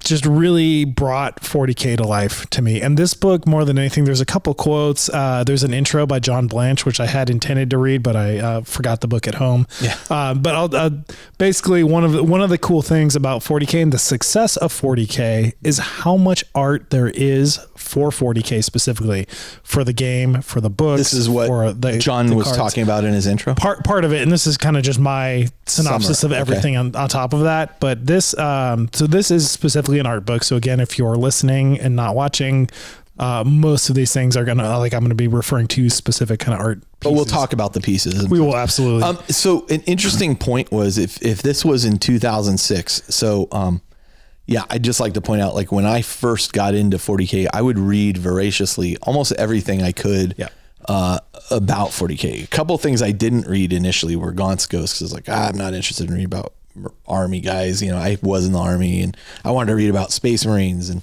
boy, that was a mistake. You know, finally, when I'd read all the Space Marine stuff that was out there, and because it was doable. See what these humans are up to. But that was doable back then. Right. Yeah. It was like Black Library was like, oh, you know, here's the Soul Drinkers omnibus. I'm like, it's not very good, but it is Space Marine, so I'll keep reading it. I just didn't care for Soul Drinkers too much. And then, you know, here's the Space Wolves omnibus, and here's all these books. And I'd read pretty much everything I could read. Yeah. When you think about that, and then you think about the intervening 20 years, you just said it's been 18 years since this book came out. Yep. The amount of fiction that's been written. Yeah. And there has to be covers for all that cover fiction. Art, card games, codexes, artwork, White Dwarf, you name it. There's so much amount of artwork. And I think so. Where I was kind of going with that is partially, and then this is again based upon like some of the quotes and what John Blanche was saying in there, but like part of the success of 40K and how visually successful it is, and how easily you as a player are able to approach the game and the lore and everything, like put the two things together. Like miniatures and the lore are kind of abstracted from each other. Like they're two very different things. Like you've got the models, and a lot of like new stuff is very like photography based because the model range has gotten there, and terrain kits are awesome and things like that. So there's more and more photography these days. But like back then, like those model kits didn't exist, right? So it was really like the art had to bring the world to life for you as a player, you as a reader, you as a potential customer. But the proliferation of art in 40K is to a point that it makes the game so approachable. Like if you're talking 40K, you can visualize something because you've seen something that has shown you what this looks like. And there's a huge variety of styles. And the cool thing about this book is the styles were so varied. Like obviously John Blanche, when this was written, he was the creative director. Yeah. So he had a huge influence, but he obviously wasn't commissioning every piece himself. Like he wasn't doing all the art. His job. That was not possible. He was right. Yeah. Because there was so much of it, he was actually commissioning quite a bit of the pieces and like putting artists and pieces together and filling in all the slots there. But just because there has been 40K is such a big kind of picture, story, universe, lore.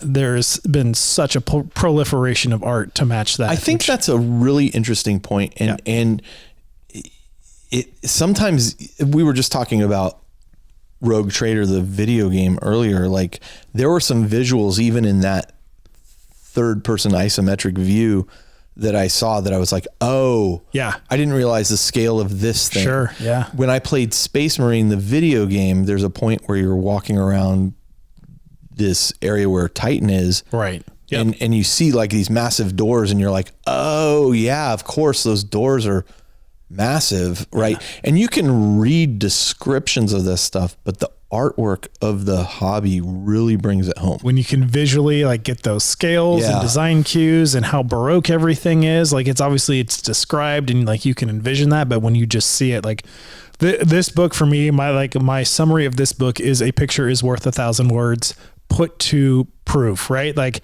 every single one of these, just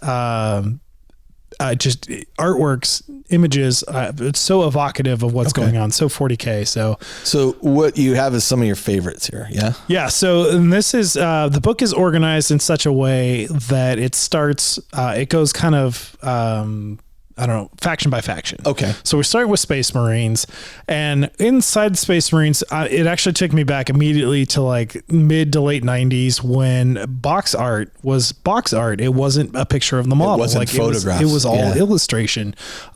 So here we've got a bunch of like bikes, attack bikes, speeder bikes, things like these. And these were all illustrated. And this was what you would get on it says this is a box cover from 1998. Yeah, exactly. Yeah. And every single piece in here is labeled by who painted it, when it was painted, what it was painted for, which is pretty neat. And it was definitely a really cool, just kind of trip down memory lane here. Yeah. The styles have varied so much and they've been informed, but they're all so cohesive at the same time. Like John Blanche's style is so unique and so different from some of the new, like cleaner, crisper, modern stuff. but they all feel so 40K, even though the visual presentation. What's interesting is too, your next share, not these pictures, but the book you're going to share after this one has more modern takes on some of this stuff. So you really do see, and I think too, like miniature painters, styles have changed and established themselves. You know, techniques have changed where you say, oh, these pictures may have looked much older back then. One of the things they all like to do would be like Marines. This is a good example. Marines like holding off a last stand. The old battle piles. Ren's World. Yeah. Like standing there holding off, a bunch of stuff, and that's it. And so it's kind of like this mountain of Marines firing against everything around it. Yep. That was kind of a common, I think, trope almost back then. Yeah. Yeah. The battle pile is real. The battle pile. Yeah. I like that. Yeah. And it's funny, like this is obviously a range conflict in this one. This is actually the Epic 40,000 box art, I believe. That we're looking at. If I'm recalling, which is again, super nostalgic for me. Just like I was 10 years old and this was my life. And I've seen this piece so many times. But if you like looking at this piece in particular, it's Marines against orcs, and while it's a ranged combat, like everything is inches away from each other. Right. Like they're firing bolters but I think that is the style of 40K. Like that's a lot of, that's very intentional, as well as, pictures where Titans are firing every weapon they have at one time. It's like, but this for me just was really evocative of the scale of 40K, where you do have Titans in the background. You've got Void spacecraft kind of in low orbit up here. You've got your Space Marine battle pile in the middle. You've got orcs surrounding them. The orcs surrounding them like that too also just helps kind of like it naturally vignettes the Marines and forces your eye to engage. Like you kind of start from the outside, and then it's immediately going to kind of force you to look in towards the middle where the action is kind of being concentrated, and the heroic stand of the Marines is happening here. This is almost a repeat of that, but a different style. Yeah, so this is classic. This is second edition. Blood Angels Codex. Blood Angels, not the Codex. I think this was actually the second edition box set. Oh, you're right. You're right. And the interesting thing here is the style varies from what you see now, as this is very cartoonish. Yes. Yeah. This is again, the other thing I would say is the company is much younger at this point. Sure. Yep.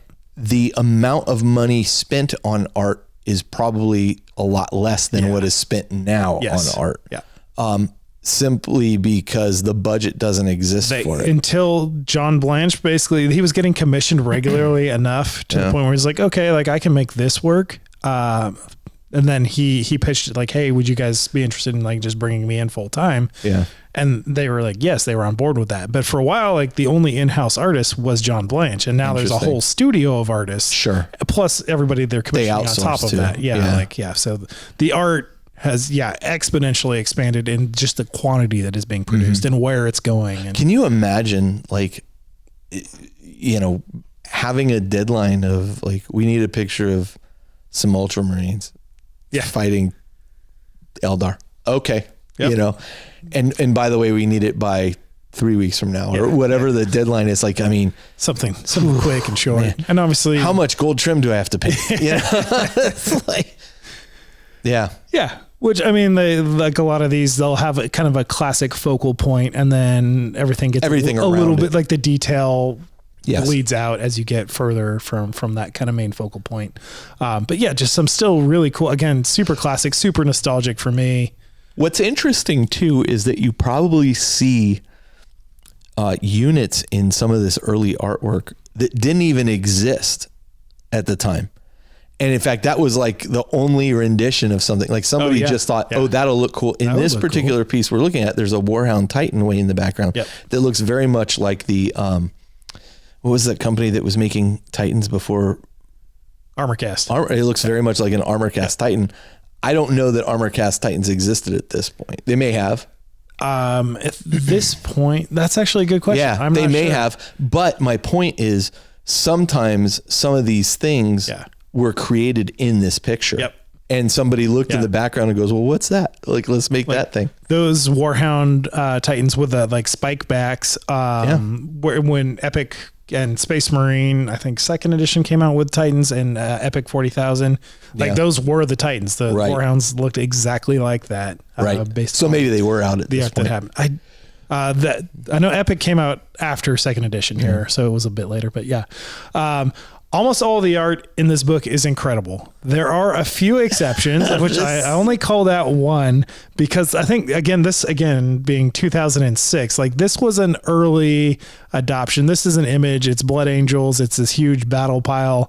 And I believe it's Sanguinius and a captain here. They almost are posed like they're dueling, but it doesn't make sense of why they would be fighting. But it's basically rendered art, and then they've photoshopped in actual heads. Yeah. And it just doesn't work for me. So I think here's what they're trying to do, right? For this piece. And I agree with you. It doesn't work very well. What they're attempting here though, is to make the images look a little more realistic than the cartoony previous images. It's definitely an evolution. And so, I agree with you. This doesn't quite work. Early adoption of an evolution, right? Which is showing its age here in the digital techniques that have been applied. I wonder when this was first seen, if people thought, "Oh, that's really cool. Right? Yeah. Right? Because now we look at it with such a different critical eye. Yeah. I mean, this is historically, I don't think this kind of image where they Photoshop somebody's head into a guy, is that Henry Cavill? Is he would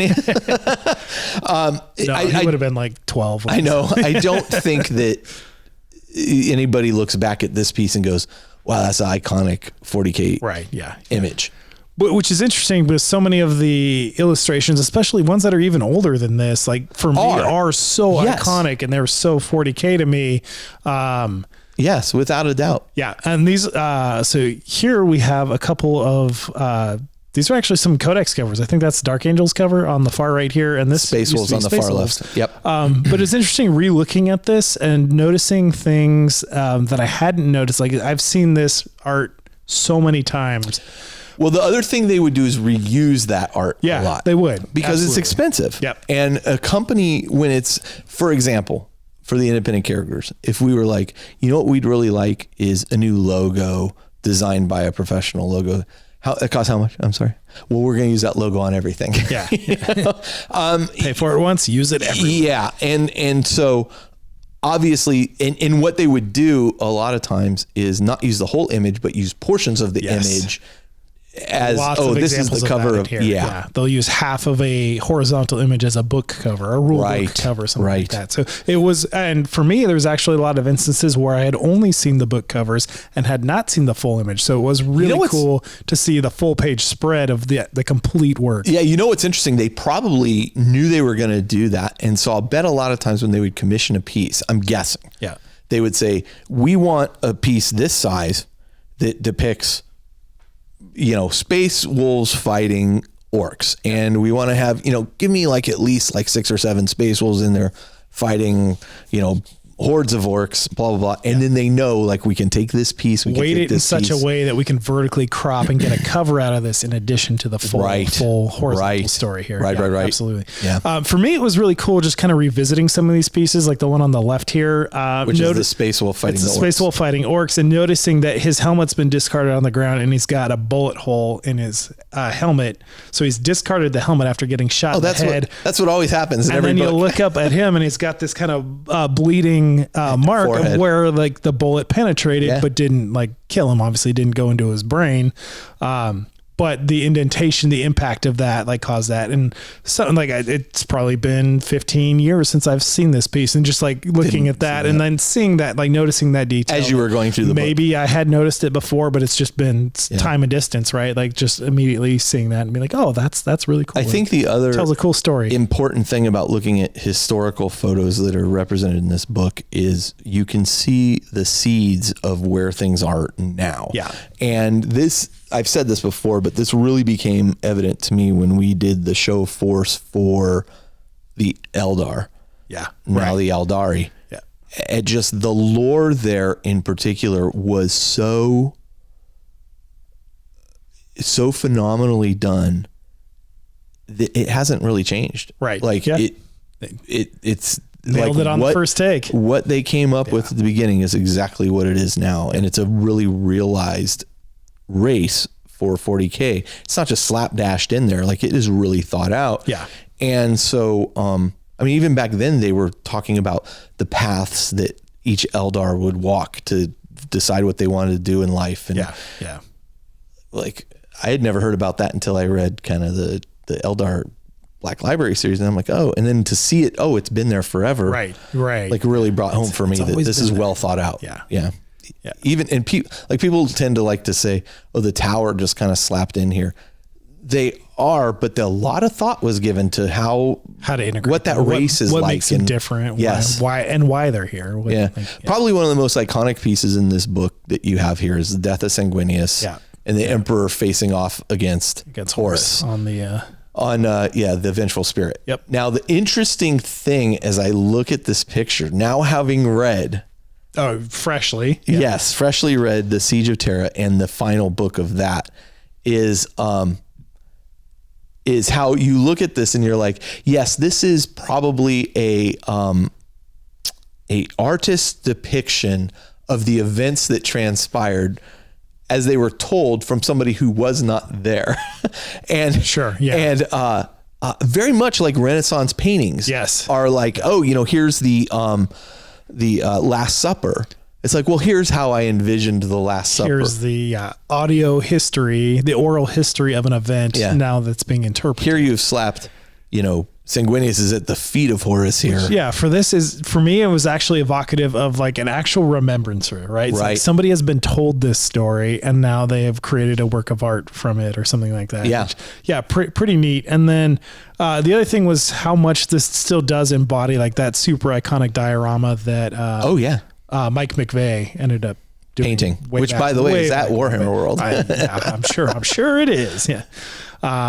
It's just some really cool, just iconic moments, iconic art. The interesting thing as we'll see more throughout the art is that the style for Imperial and Chaos stuff is so defined. Like John Blanchard really locked that in. But then when you get out to other races like Tyranids and Tau and Eldar or something like that, there's definitely less of that kind of like overt John Blanche influence, which is and just going through this book and seeing it all concentrated and laid out and like the history of it. It spans, a 15-year history at this point. And then again, this is only up to 2006. But Adeptus Custodes, Sisters of Silence. You can see the female Adeptus Custodes right there under that helmet. That's right. And under that armor. You don't know. Absolutely. It doesn't make a difference. One cool thing for the book is there was a ton of heresy art commissioned there was a Horus Heresy collectible card game. Yes. And I had never played this game. So some of this art I had never seen before, but it's so just like visually stunning, iconic, really well done. And a ton of the art throughout the book is for that. The funny thing is, like, I have a lot of those pictures as well. And there's a 2-volume set that I have over there by my black 30K books. Which is the Art of Horus Heresy. And a lot of those are captured here as well. This is definitely, you can see who drew this. Yes. So immediately. This is John Blanche's style. Which consists of a lot of reds and browns and yellows. Very kind of rough sketched, more illustrative, less photorealistic for sure, but so 40K, so Imperium. And it's actually interesting. This is Jagadai Khan and Rogel Dorn. Yeah. So what's interesting about that, Jagadai Khan is interesting. Like, his depiction of him is very different from, I think, later depictions of him. Yeah. But Rogel Dorn is very, very similar to current depictions of him. That's just fascinating. As things have evolved and Jagadai Khan, like, I don't think he got a lot of attention until much more recently. Yeah. So I think he's Chris Raitt did a great series. Much more fleshed out these days. Yeah. Yeah. Where Dorn's kind of always been his nail. Yeah. He's just some classic art, and then also just seeing the variety in there. Like the one on the right here is very, very late 80s. Like guy looks like he's on cocaine or something. And he's just a Marine in the middle of a pile. The Marine shoulder pads go down to their elbows. Marines. Yeah. Right. Yeah. Giant shoulder pads. Those shoulder pads are ridiculous. But even like if you look at the way he's there, that's like how models used to be posed. It's very like monopose model in art form, which is interesting. Some of the quotes that I got, I'll read a couple quotes here, just kind of makes sense. This is from, let's see. My main aim is to do things and show things that they cannot do with miniatures. I try to breathe life into them, and it's in the faces that you can really put some character into each piece. That was from Karl Pakinski. He's one of the artists. What's interesting is now these faces, they could easily do in plastic. Oh, absolutely. In fact, they do them better, I would argue. Yes. they don't look like the guy on the right. Yeah. So, I mean, again, like the technology moves forward. Yeah. The styles move forward. It would have been interesting to bring somebody who isn't artist in here or with an art degree like Jeremy Woods, who could talk us through like some of the history of art and how art styles changed, techniques develop that weren't thought of before. Yeah. And so in this case, I think you're seeing a lot of guys who had maybe drawn comic books before, guys who were just good hey, my cousin can draw that picture, or paint that. He likes 40K, Yeah, right. And so people who were getting kind of their first, I think probably their first steps into cutting their teeth. Yes. Yeah. For me, this was a fascinating visit. Like I've through my master's degree in photography and my MFA, like I've definitely studied some art history. So this for me was just kind of a fascinating study in the evolution and progression of it's incomplete, obviously, because it stops in 2006 and so much has happened since then. But for me, it was just a really fascinating. I was recently just watching a whole thing on Todd McFarlane. Okay. Yeah. And how he got into drawing comics, and he had drawn, he actually wanted to be a professional baseball player. Oh, interesting. Okay. And he was like, oh, well, I don't remember at what point he got injured, I think. And he was like, well, I don't remember exactly what it was, but something triggered him to, oh, well, I could maybe draw comics like that guy or whatever. And so he just started drawing, just learning how to draw himself. And they showed like a lot of his old pictures and like the evolution of his stuff. And like this first picture he'd drawn of Spawn, the woman he's married to was his girlfriend back then. And so like, she was like the publisher. Okay. Like, they were working together to try to get him into the comic industry. But it was interesting to see his evolution and how he entered the scene of comics, which is, I'm sure at that time and at the time of this book and these pictures that you're showing, there weren't probably a lot of people who were leaping into that scene. And so like, there was probably a lot of opportunity.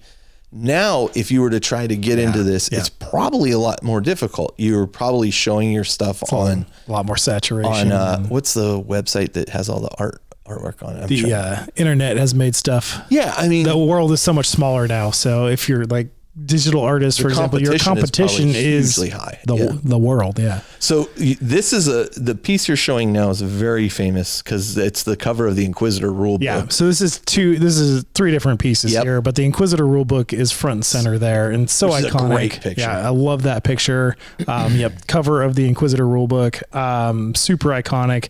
And then of course, flanked on either side here by very classic John Blanche, inquisitorial sketches in his style which is interesting to see like how distinct John Blanche is and how much he kind of paved the way and like set the tone and the direction for it. Yeah. But how that does translate into something that's taken to the next level. Yes. More realistic, more rendered, more, lighting and things like that. The interesting thing about Blanche's work though, in general, if you look at John Blanche's work, is that it's not photorealistic. No. It's not. No, absolutely. It's not comic book either, but man, it really shows you like this is the direction we're thinking. Yep.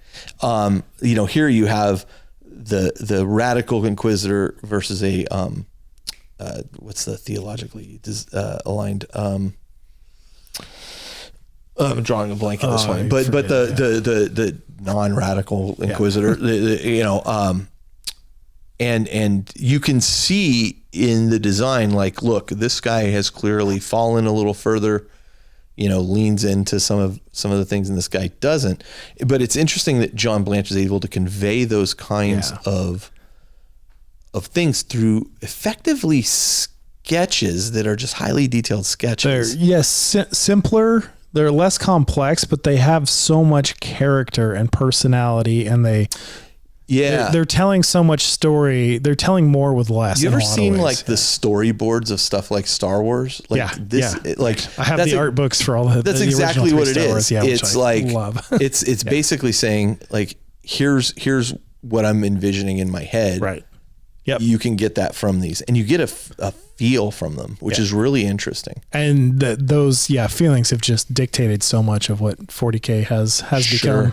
Sure. Some more super iconic works here, all John Blanche here. We've of course got the Emperor on the Golden Throne. We've got the Sister of Battle in the middle. I don't remember her name. She actually has a model now in honor of this work of art. And then Arco Flagellant. Again, all Blanche work. All Blanche work here, and all just so peak 40K in its kind of feeling.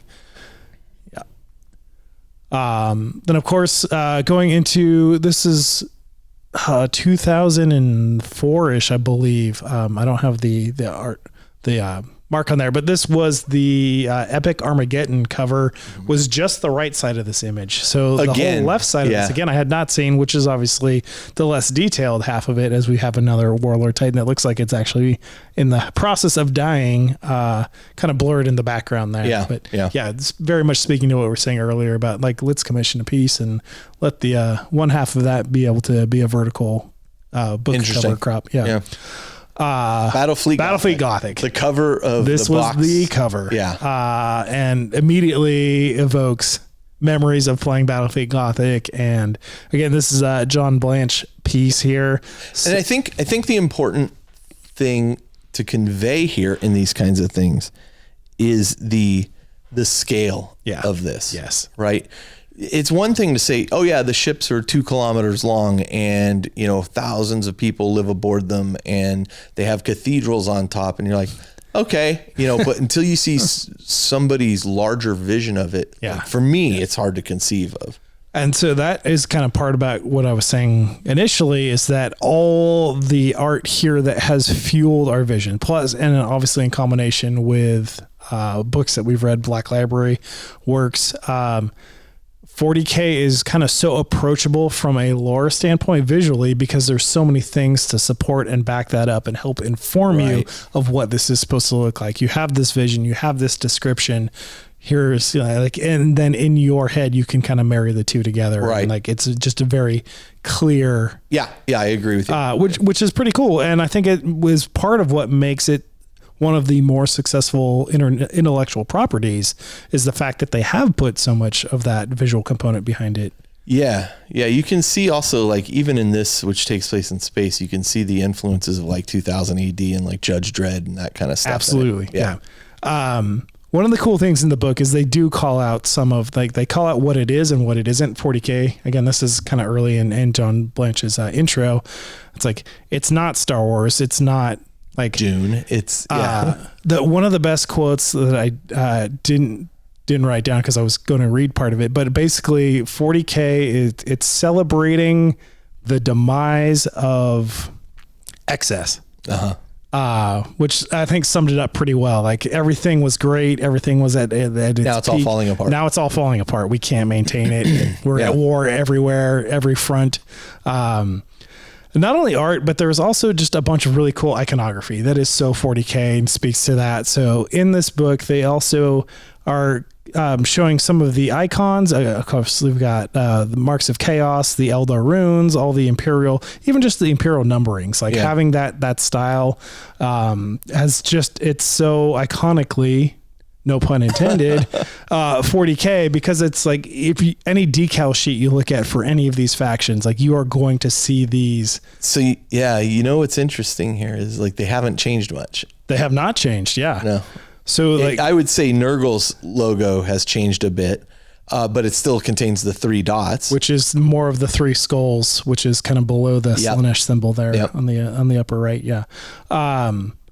Yeah, it's interesting that the book goes through Space Marines, and it goes into some iconography, and then it was I guess Agents of the Imperium, and then it'll jump into the other races here as we'll see. So now we're in Chaos. Yeah, Chaos land here, and this is of course a very famous picture too of kind of the Council of Horus as he's kind of preparing. You have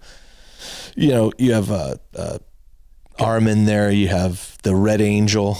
Right? Who's this burning guy? This is a very famous photo or a piece of artwork as well. And something that, and this is the thing I love about 40K artwork. When you're looking at it, like the more you look at it, the more you see in it. Yeah. This is a piece that has tons of stuff. Is this supposed to be Fulgrim? And this is supposed to be Fulgrim over here on the right. On the right side. Who's horrific looking. He is not the beautiful snake man he is in his new model. No. And just sick. So really, really cool, iconic pieces of art that just speak so much to 40K. Yeah. Again, more chaos. This image here in the middle is the 2nd edition Chaos Codex Marine cover of Abaddon. Abaddon, and mostly Khorne Berserkers, a couple Terminators too. That one just immediately was like so emotionally nostalgic for me, because that was my first codex I ever picked up, was 2nd edition Chaos Marines. Was my first army in 40K, so that cover, so many fun memories of reading that book. And the interesting thing is when this stuff was coming out, like I saw this in the stores when it was coming out, and I would compare it to the artwork that was being produced for Dungeons and Dragons at the time, which was so far in advance of this. They had the budget for it at that time. Right. You had Jeff Easley, you had Keith Parkinson, my personal favorite, doing that kind of artwork that you were like, this looks cartoonish compared to what Keith Parkinson is putting out. And so I'm like, how serious could I take it? This was before I got involved in Warhammer. I was aware of it. Yeah. I just had not the money nor the interest to get involved in it at that point. And Warhammer then was still so much more niche compared to very much so. Yeah. Dungeons and Dragons. Absolutely. But D&J Hobby had it all. D&J Hobbies did have that. Was such a great shop. That's a sad downfall of a shop. Yeah. Then we have, just some classic portrayals of chaos gods here. Obviously the, Great Unclean One and on the left here. And that piece has been, that's actually not a Lord of Change. I think it's just a demon. That's interesting, because you could see elements of a Lord of Change in there. Very evocative of, but not quite a Lord of Change. Yeah. But this Great Unclean One, like that piece has been used many times. I think it was on the 4th edition. I love the monstrous mouth and face on the end of the tongue. The tongue has its own face, and a tongue coming out of the tongue. Oh, I didn't notice that. Yeah. That's great. That's great stuff. Yep. Then we have just kind of the variety. Again, this is more just speaking towards what I was talking about with the different kinds of art and styles. This is Blanche on the left. Blanche on the left, and not Blanche on the other two. Again, this is Chaos and Chaos Demons here represented. But here I'd say this kind of showed the evolution in one screenshot for me. 2005. This is the Horus Heresy collectible card game of a Bloodthirster, but you see a Space Marine, it looks like a Blood Angel, firing up at him. This is something you could see today. Yes. And you would be like, oh yeah, that's cool. That's a cool cover. Right.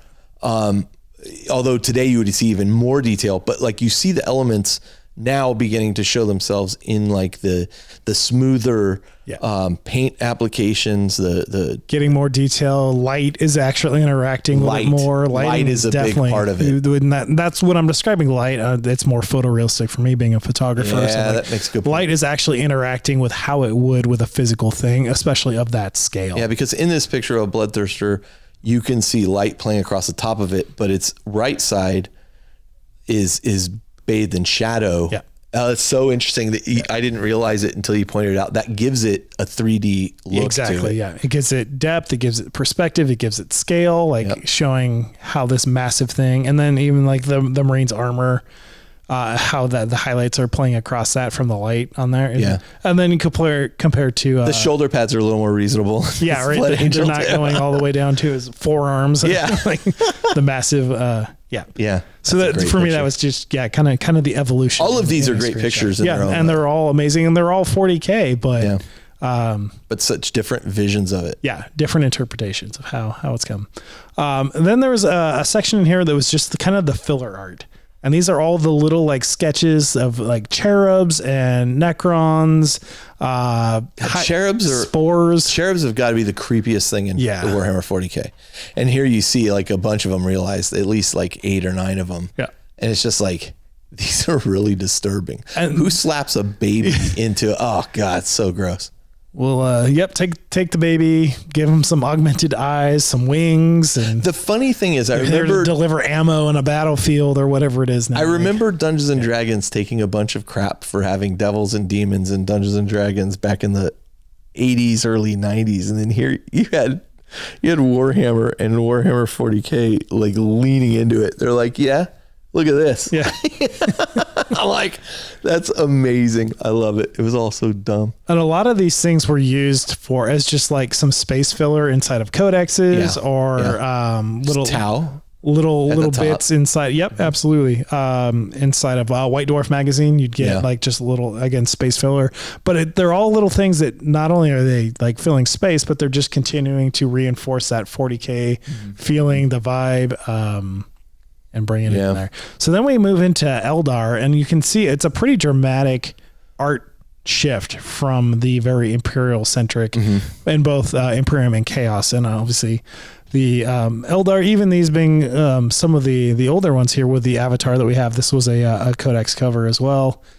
Actually, that skull on that Dark Reaper Phoenix Lord is pretty gross looking. Yeah. Oh, that's his arm. I see. Yeah, that's his shoulder pad. Yeah. That's Magan Ra's. That is really cool. Yeah. Which it's funny he doesn't even this is still 2005. It's still the Dark Millennium collectible card game stuff you're seeing here, but it's so interesting that a lot of this artwork was generated for a card game, and you know, I've never played it. I don't think I've ever seen a card from the Dark Millennium collectible card game. I've not seen a physical card, but I've seen so much of this art, and some of the art that I haven't seen. It was like, oh, this was really cool. It was just a really fun treat. Interesting to see here. Yep. Vehicles have not changed for Eldar and both these pieces we have the Falcon on the right side here, and then we have the Viper jet bikes on the left side. These works of art have been used so many times, but they're still so iconic and shows the speed, shows the swiftness, the design of the vehicle. The interesting thing too about the Eldar vehicles, I mean, just even in plastic, is like they haven't updated. Kits forever. Haven't really changed, and they're timeless. Like they look great. I don't know if they have new molds for them. They remastered. Okay, they. But why haven't redesigned? Why mess with perfection? They look great. Yeah, they're still good. Yeah. And then we jump into Orcs here after, and Orcs have similar to Imperium because Orcs are one of the older factions going back to Rogue Trader as Space Orcs. Have seen a similar evolution of. They're moving away in this day and age from the kind of the cartoony, humorous orcs that they definitely used to be. I have to tell you, reading about the orcs in this is a cool picture that you're showing right now, but it's another epic 40,000. As cartoonish as the vehicles on the left look, like this orc on the right, though, coming towards the camera, it's getting there. It's getting there. I think two of the best depictions of orcs for me were one, Stephen Parker's Ren's World.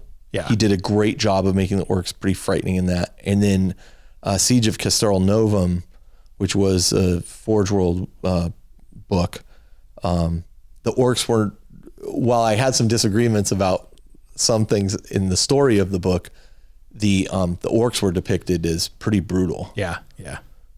And while I think that there's a place for them to be humorous too, Loopy does a good job of like making his orcs very humorous. Yeah, absolutely. Like sometimes I go back and forth on this. Like sometimes I like them humorous and sometimes I like them just scary. They're there to fight. They're there to scrap, and like that's a pretty scary concept. They can, like they're big, they're mean, they're green, and they're there to mess stuff up. So Pretty terrifying if you actually think about what an encounter with orcs would be. But again, I think this orc picture here, which you said was part of the Titanicus. This was Epic 40,000. Epic 40,000.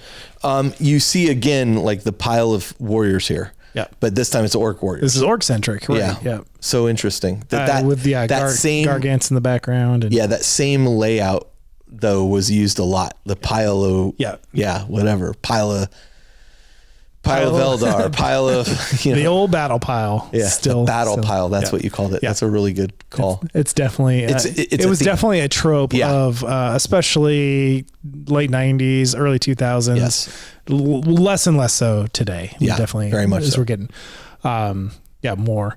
Then it goes briefly into icons, not iconography, but icons.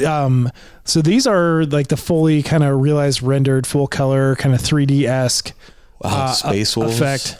Yeah, of all the chapter symbols, the Eldar craft worlds, the various chaos factions. I don't know what the Imperial Initiative logo is. I've never seen that before. I was actually curious about that one myself because I mean, it's clearly the Aquila, but then there's like a stone circle behind it. Yeah, I wonder what that is. The Mechanicus Initiative was classic.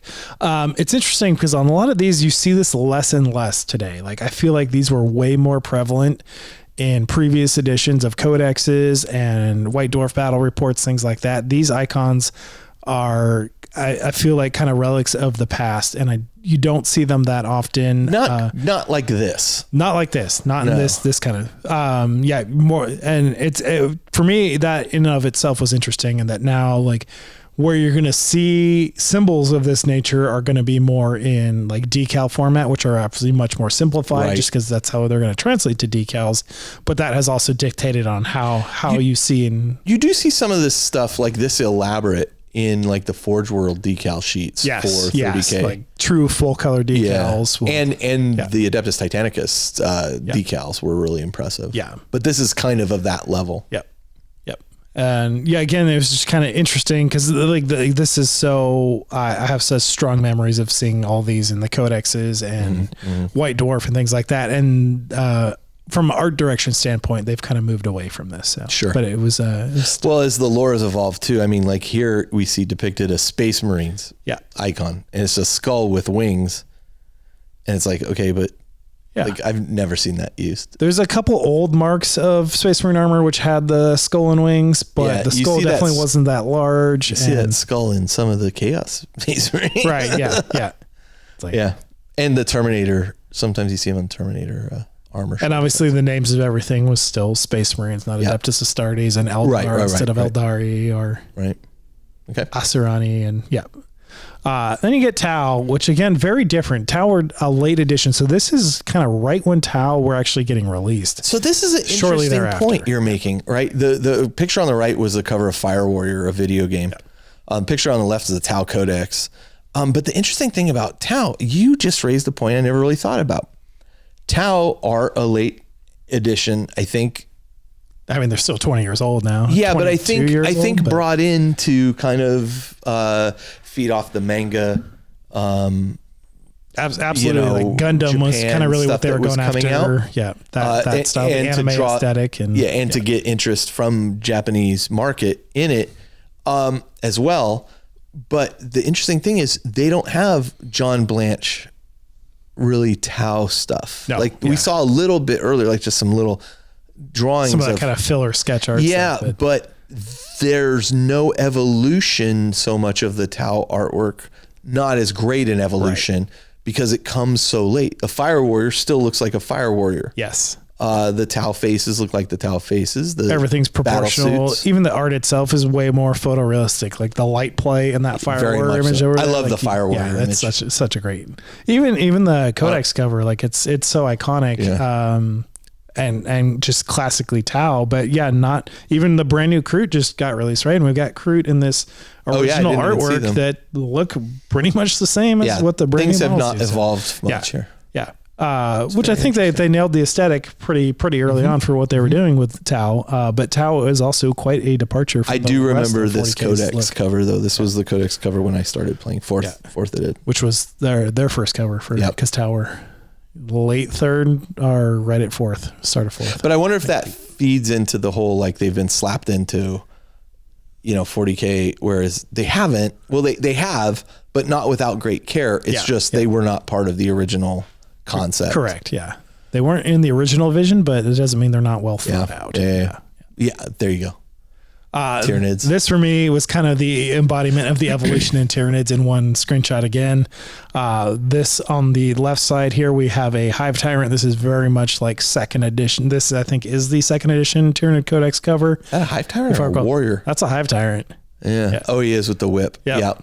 And then obviously very cartoony, kind of even monopose, even in the sketch art here. And then you get over to the right side. You have a lictor in the back too. Yep. And the old Screamer Killer, which was the only Carnifex there was. And how bulbous all the Gants look. Yeah, what's interesting is Tyranids were clearly brought in as a result of Alien.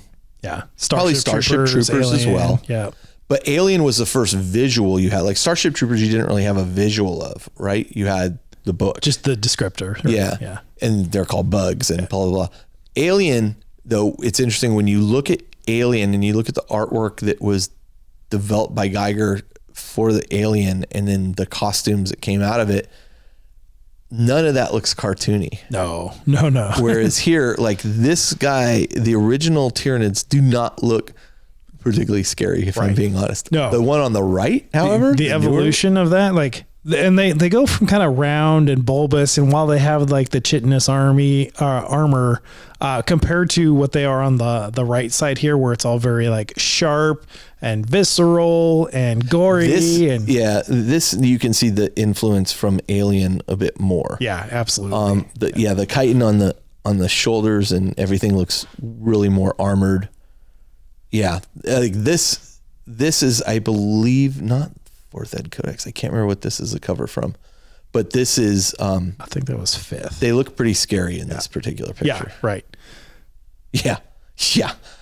I mean, I wouldn't want to meet any of them. No, but this one I'd kind of laugh a little bit before it ate me, and then this one I'd scream as it ate me. What really stands out to me is if you look at the Termagant kind of right between the Hive Tyrant's legs on the left here versus look at like the Gaunts and Gants over to the right, and like just like these look like the old like cartoon army ants from the 80s. Yes, where these are aliens. Like they will. No, I think the evolution of the Tyranids, even in the model line, has been such a tremendous change that even now, like the latest stuff they come out with, and like, oh man, these look even worse. And I think that's actually a great point that the art here mimics the model line, because the original Tyranid line absolutely looked like what the art looks like here on the left, where they are way more true, mean. You have second edition to fourth edition, right? Yeah. So a lot has changed, and the model line itself has changed a lot too. Very much so. In line with the art, which is neat. Yeah.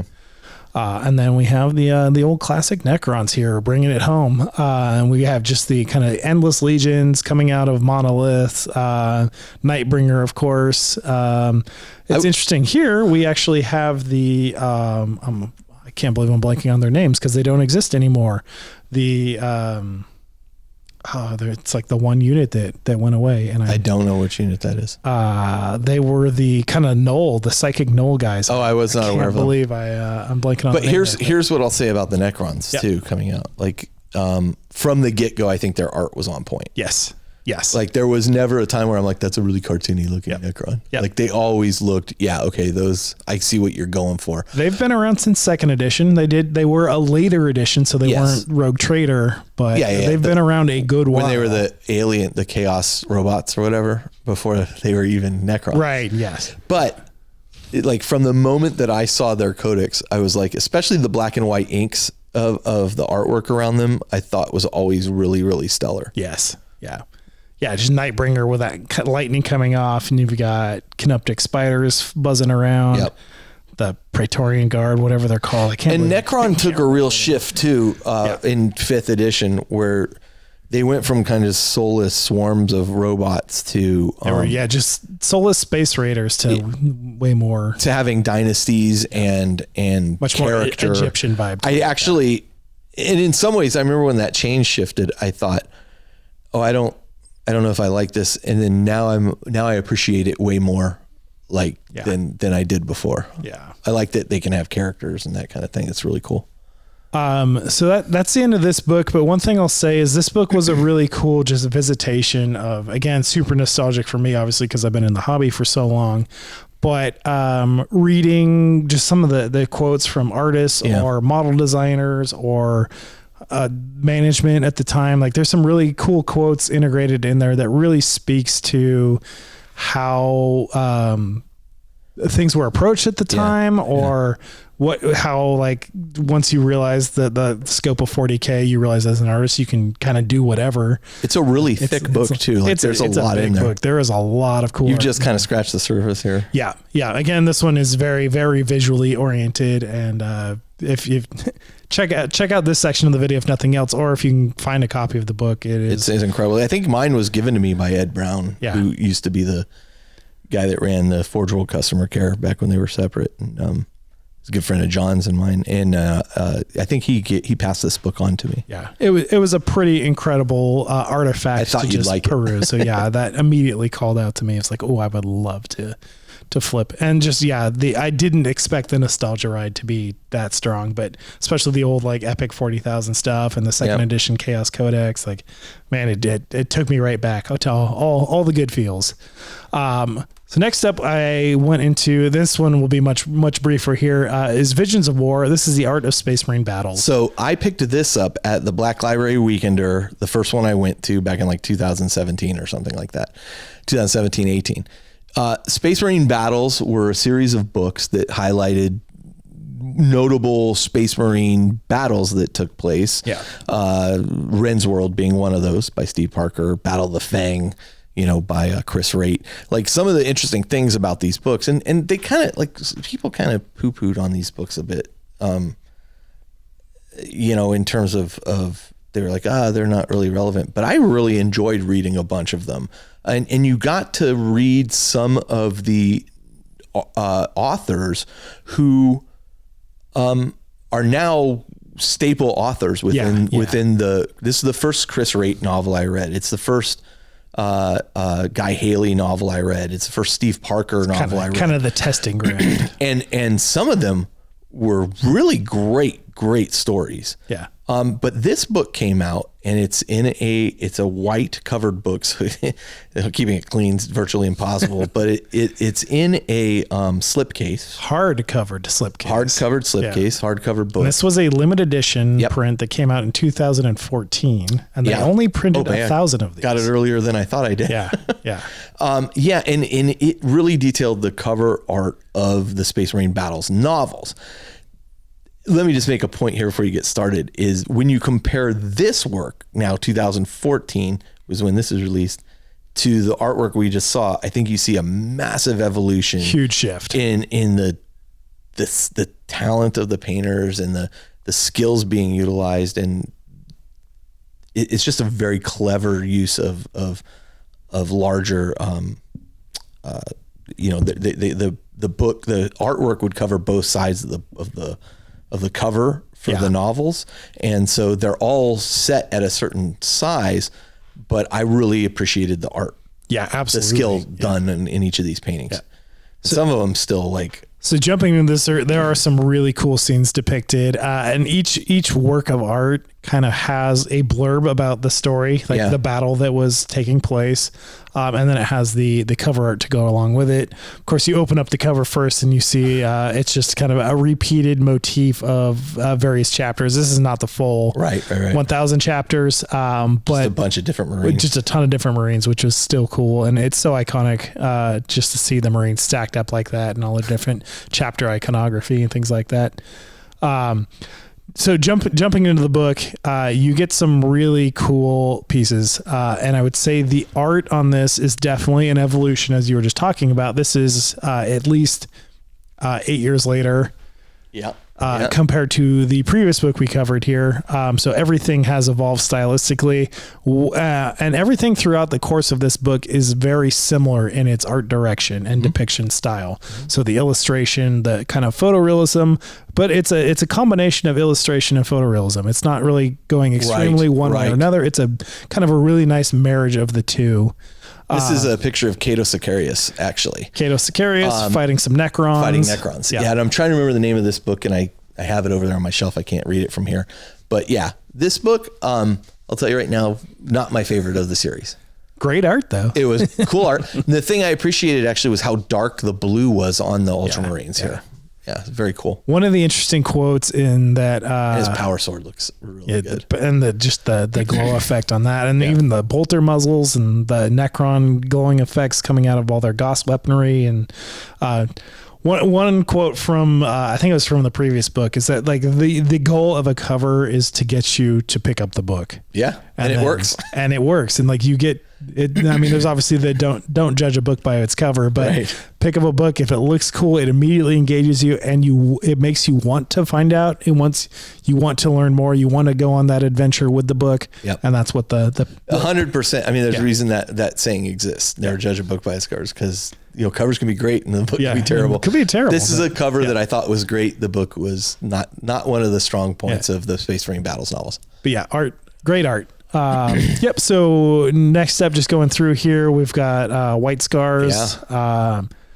Again, we have a little quote, kind of synopsis from the story of the book. For me, I hadn't read most of these stories, so the blurbs were less of an interesting tie-in for me. I was really more approaching it from the art style of things, which is fantastic. Like this is White Scar Army full kind of deployment with drop pods. So we've gone from the battle pile to the field of Space Marines. And this became prevalent in the Horus Heresy series as well. Yeah. Especially the first initial books where they were trying to show legions of guys fighting. Yeah. So now we've gone from battle piles to fields of soldiers. Legions, not chapters. That's right. Right. So this is a chapter. Yeah. They're both. All right, next up. One of my favorites. Yes. So I wonder why. Lord of Change here. The rendering art on this one is absolutely incredible. Like you've got the magic, the psychic glow, double-headed. I believe this is Fate Weaver. This is Fate Weaver. Fate Weaver themselves in all their glory, full wingspan, just kind of chaos happening in abstract or more actual realized detail. Do you want to talk about the story of this one? It's not particularly great either. Okay, unfortunately. Incredible art. It has its moments. I almost think John French wrote this, but I can't recall specifically. It has a bit of trickery to it, as you would expect. I would say the end has a cool twist, but the payoff, like the payoff, is not necessarily worth the journey in this particular book. Yeah. But God, this art cover just blew me away. And absolutely incredible. Yeah. Yeah. So again, check these out, whether you're doing I feel like this story is actually called Fate Weaver, if I remember correctly. Fitting. Yep. With Fate Weaver very prominent on the cover there. Yeah. There you go. Then there was actually a handful of stories, and I hadn't read any of these ones, but of White Scars and Tau. Apparently they've had a lot of conflicts, those two. This is something fires. But this is, I think, a really fantastic image where you have, it's actually, Tau and White Scar, or Raven Guard here, actually, as well as White Scars. Okay. Yep. Right. And so, I cannot remember the name of this book either, but, it really, I think the Tau look really cool. I think the Marines are looking really cool here. This is definitely like the next level. You can see actually they have the sun blazing down through, foliage there. You actually got a little lens flare kind of happening. But the cool thing for this was actually the scale here. Like, look how big the Crisis battle suit is compared to the Marines. There's two of them actually. There's one facing this direction. Back to back. Yeah. But then also, so you've got like three scales of dudes right here in the main focus of the image, with Crisis suits towering over the Marines, but then the Marines are quite a bit larger than the Tau Fire Warrior. Yeah, as they should be. That's over there. So for me, that was just kind of a cool depiction, not only of the action. Like I do love the two Crisis suits back to back and fighting. Yeah, it's pretty cool. The White Scars that encroaching from the left of the image here. But then just the scale of the different units that you see on the tabletop, and they are representative of those scales in the miniature form. Mm-hmm. I'd say Crisis suits probably aren't quite that large. Maybe though. They should be. Yeah. Then we got just a kind of a classic showdown here with a librarian facing off of a mega armored war boss. I think that's a White Scars librarian, if I remember correctly. Is it White Scars? Yep. Look at his arm and his belt loop there. His belt. And again, you also have some Raven Guard, and I'm not sure what the Marine on the right is over here. It kind of looks like Salamander. Might be a Salamander. Oh yeah, it's probably second chapter Salamander. Yeah, with the two there. So it's just kind of a depiction. I don't know what this one is though, but it's cool looking. Yeah, again, not having read many of the Space Marine battle, the Orc battle War books, boss in the middle of this looks really cool. Yeah, it's such a cool thing, and just the again the evolution of the art. We got now flame effects coming out of the heavy flamer the Salamander is holding. We've got kind of that OSL styled psychic glow coming out of the librarian's staff, and the psychic hood built into the back of his armor, and shell casings flying everywhere, and jump pack jets and things like that. It's just a really cool rendition. I would also point out there are Eldar in the background. There are, yeah, in the very back. It's like a which is interesting. It's kind of like everything's been thrown into this one. Yeah, we got a lot going on here. Okay, I don't know what this is, but cool. Yeah, I should have made better notes of the battles themselves, but okay, here we go. Yeah, I love this image. Battle of the Fang. Yep. Chris Raitt wrote this novel. I absolutely fell in love with Space Wolves after this novel. And right here, you literally have Bjorn the Fell-Handed in his Dreadnought armor. They wake him up specifically for this battle because the Thousand Sons have come to exact their revenge. What's the home planet of the Space Wolves? Fenris. They've come to Fenris. This is like the year 36,000 or something, 34, 36,000 at this point. So it's not even 40K. But man, what a great novel this is. It is. Chris Raitt really shows his ability to write action scenes, and this is one of my favorites of the Space Marine battle books. But here you have the Space Wolves looking very, very ominous. You know, they say there's no wolves in Fenris, but here you have like a giant wolf from except for the ones that there are. But no Thunderwolf cav riding him. But no, that's right. Yeah. But just a great story, and this, like, I still am fascinated by Space Wolves. Yeah. Yeah, I still like them as a force. The books that I've actually revisited the most out of pre 40K, I won't say Horus Heresy exclusive, but obviously Thousand Sons and Burning of Prospero. Yeah. I've read those many times, which makes you really enjoy both sides, space. You read the first one, you're like, man, these guys are jerks. And you read the other one, you're like, oh, yeah, those other guys are jerks. They're all jerks. But yeah, both Thousand Sons and Space Wolves has had a long time kind of resonance with me. One of the interesting things about this picture as well is Thousand Sons are not really depicted in it. It's all Space Wolves. Yes. But down at the feet of Bjorn, you can see like a shattered Thousand Sons helmet, and another one that looks like maybe a shoulder pad at the very bottom of the thing. Got a head he's just plucked off, and he has a head in his claw.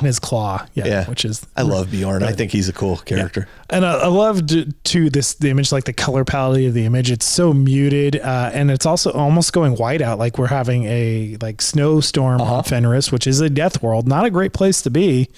It brings it to life so much, and Bjorn is just absolutely menacing and such. And because of the pale whites and grays, the muzzle flashes stand out, and his claw of his power claw. Yeah, the lightning and the blue glow, just so menacing. And it draws your eye right to it. The fact that he's ripping somebody's head off with it too is like right on. This is great. He's there to get it done. Yeah. This is the first Space Marine battle book I read, and it still holds a special place in my heart. This one is definitely due for a reread on my part, but yeah, it's a good one and cool art.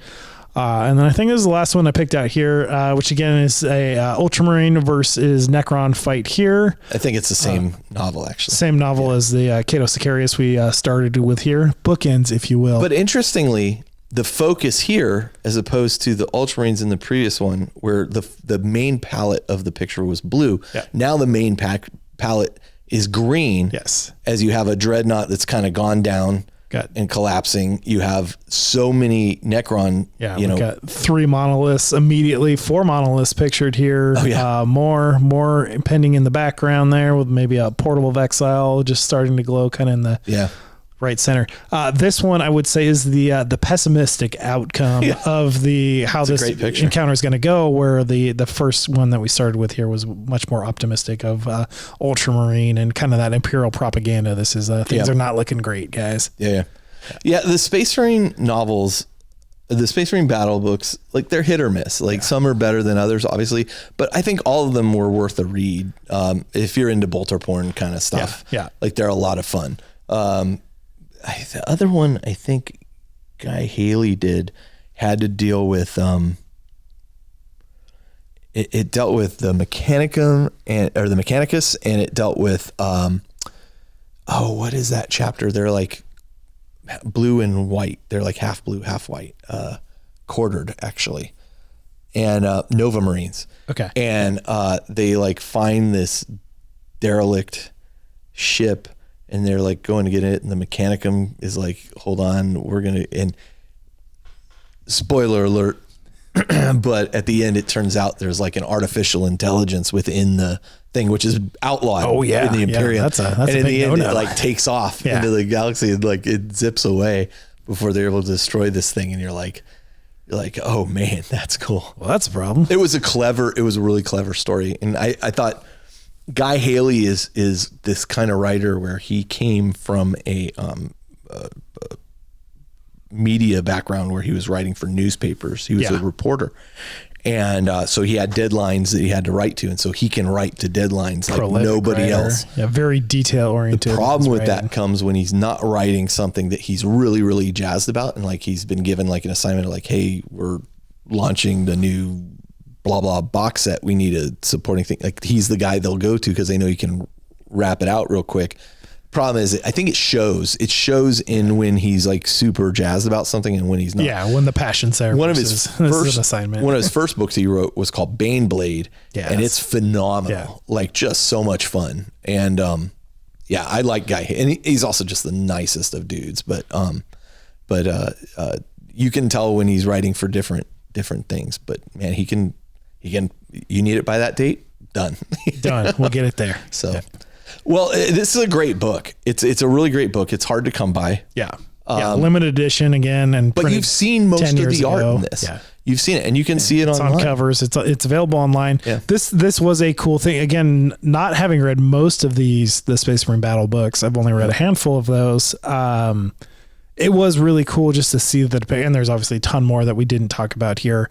And there's a whole index in there. If you are looking for a specific battle or specific artist, like it has this index that'll take you there and kind of tell you more about the story. But having just kind of the quick blurb about the battle and then seeing it, and then this again, similar to what I was saying about the last book, like a picture is worth 1,000 words here. Like there's so much to extrapolate about the engagement and what's happening and how things are like the first image of Ultramarine versus Necron looking more optimistic and Imperial propaganda. Like, we got this. And now they are on their back foot. Like the Dreadnought is definitely dead. This one looks like he's about to go down. The Marines are outnumbered, outgunned, and surrounded. I think the other interesting thing about those Space Marine battle books was, if I remember correctly, in the center of each one, there were some color palettes as well that showed you like, okay, here's some of the iconography. Here's a map of the world, so you can see what they're talking about. I liked them. And I think where they missed out on those books was they should have included a mission at the back of each of them, or a set of missions that you could have played in that edition. Yeah. I actually made that suggestion to him at one point. That's a good idea. Nobody ever followed up on that. Yeah. So they're lost. What do I know? All right. Well, with that, let's take a short break. We'll come right back. We'll close out the show. All right, so let's close out the show. I think, Josh, like the previous one of these show and tells, like, there's so much of this collectible stuff out there, from limited edition versions of Black Library books to that kind of thing. I've actually backed off of buying a lot of it. I used to buy a whole bunch of it, everything I could get my hands on. But then I just realized a lot of this stuff is sitting around not really doing me any good. And so, some of these things, like the books you talked about today, I go and review once a year or so. And I really do like, oh yeah, look at this. This is really cool. Or I never get tired of looking at art books. So it's hard to. So, it's funny that last episode, I think I covered the Crusade. I can't remember the name of the Crusade off the top of my head. The Crusade book that I had. So Sabbat Worlds? The Sabbat Worlds Crusade. And then as we were helping move Sky from his old store to the new store last weekend, he has one in shrink wrap. I'm like, oh wow. I'm like, Sky, this is like a collector's item thing. And he's like, oh yeah, that's in my like personal stash. Yeah. I'm like, well, you keep it in shrink wrap if you want, but this is a great book. And it turns out I actually have the original book too, which is a splat book, meaning it's like a soft cover book. It doesn't quite go into that level of detail. Yeah, it's right. Not as beautiful, but I have the original one as well. So that was also given to me by Ed Brown. So nice. But I love sharing this stuff. Yeah. And again, if you've listened to this, I'd say go back and especially watch Josh's both those books being art books, like definitely lends itself to check out what we're talking about. But we tried to give some context around it, and hopefully we did an okay job at that. So next episode, our plan is, do we still want to stick with the plan for what the episode is? Do you remember? Orlocks? Yeah. Let's do it. So we got to get Dan. Dan is going to join us. The Badcast was questioning if we would actually follow through to bring him on board. He's the guy we want. Here it is. Yeah. So that'll be our first test of having Dan's big head on that's right. on the screen. But I think that'll be a great time. I think we'll kick down those notes over to Dan so he can start adding to them, and we'll go from there. But yeah, it'll be a deep dive into the Necromunda Orlok gang. House Orlok. Yeah. So right on. Well, we have a Patreon. You're aware of that by now. We have a Facebook group. All this stuff can be found on theindependentcharacters.com. If you're looking for it, there's links to all that stuff and more there. Patreon gets you some good discounts and some other bonus material and that kind of thing. Bonus content. And so, okay. You got anything else you want to add or close it out? I think we're good here. All right. Well, this is Carl. This is Josh. And we're coming to you from the Astronomicon, where I'm not reading this off the thing. Is that where I insert my quote? Yep. Oh, right. Where collectibles always collect dust. And where art has given us a vision of the grimdark future. Ooh, that was much better than mine. Okay. Well, we'll see you next time.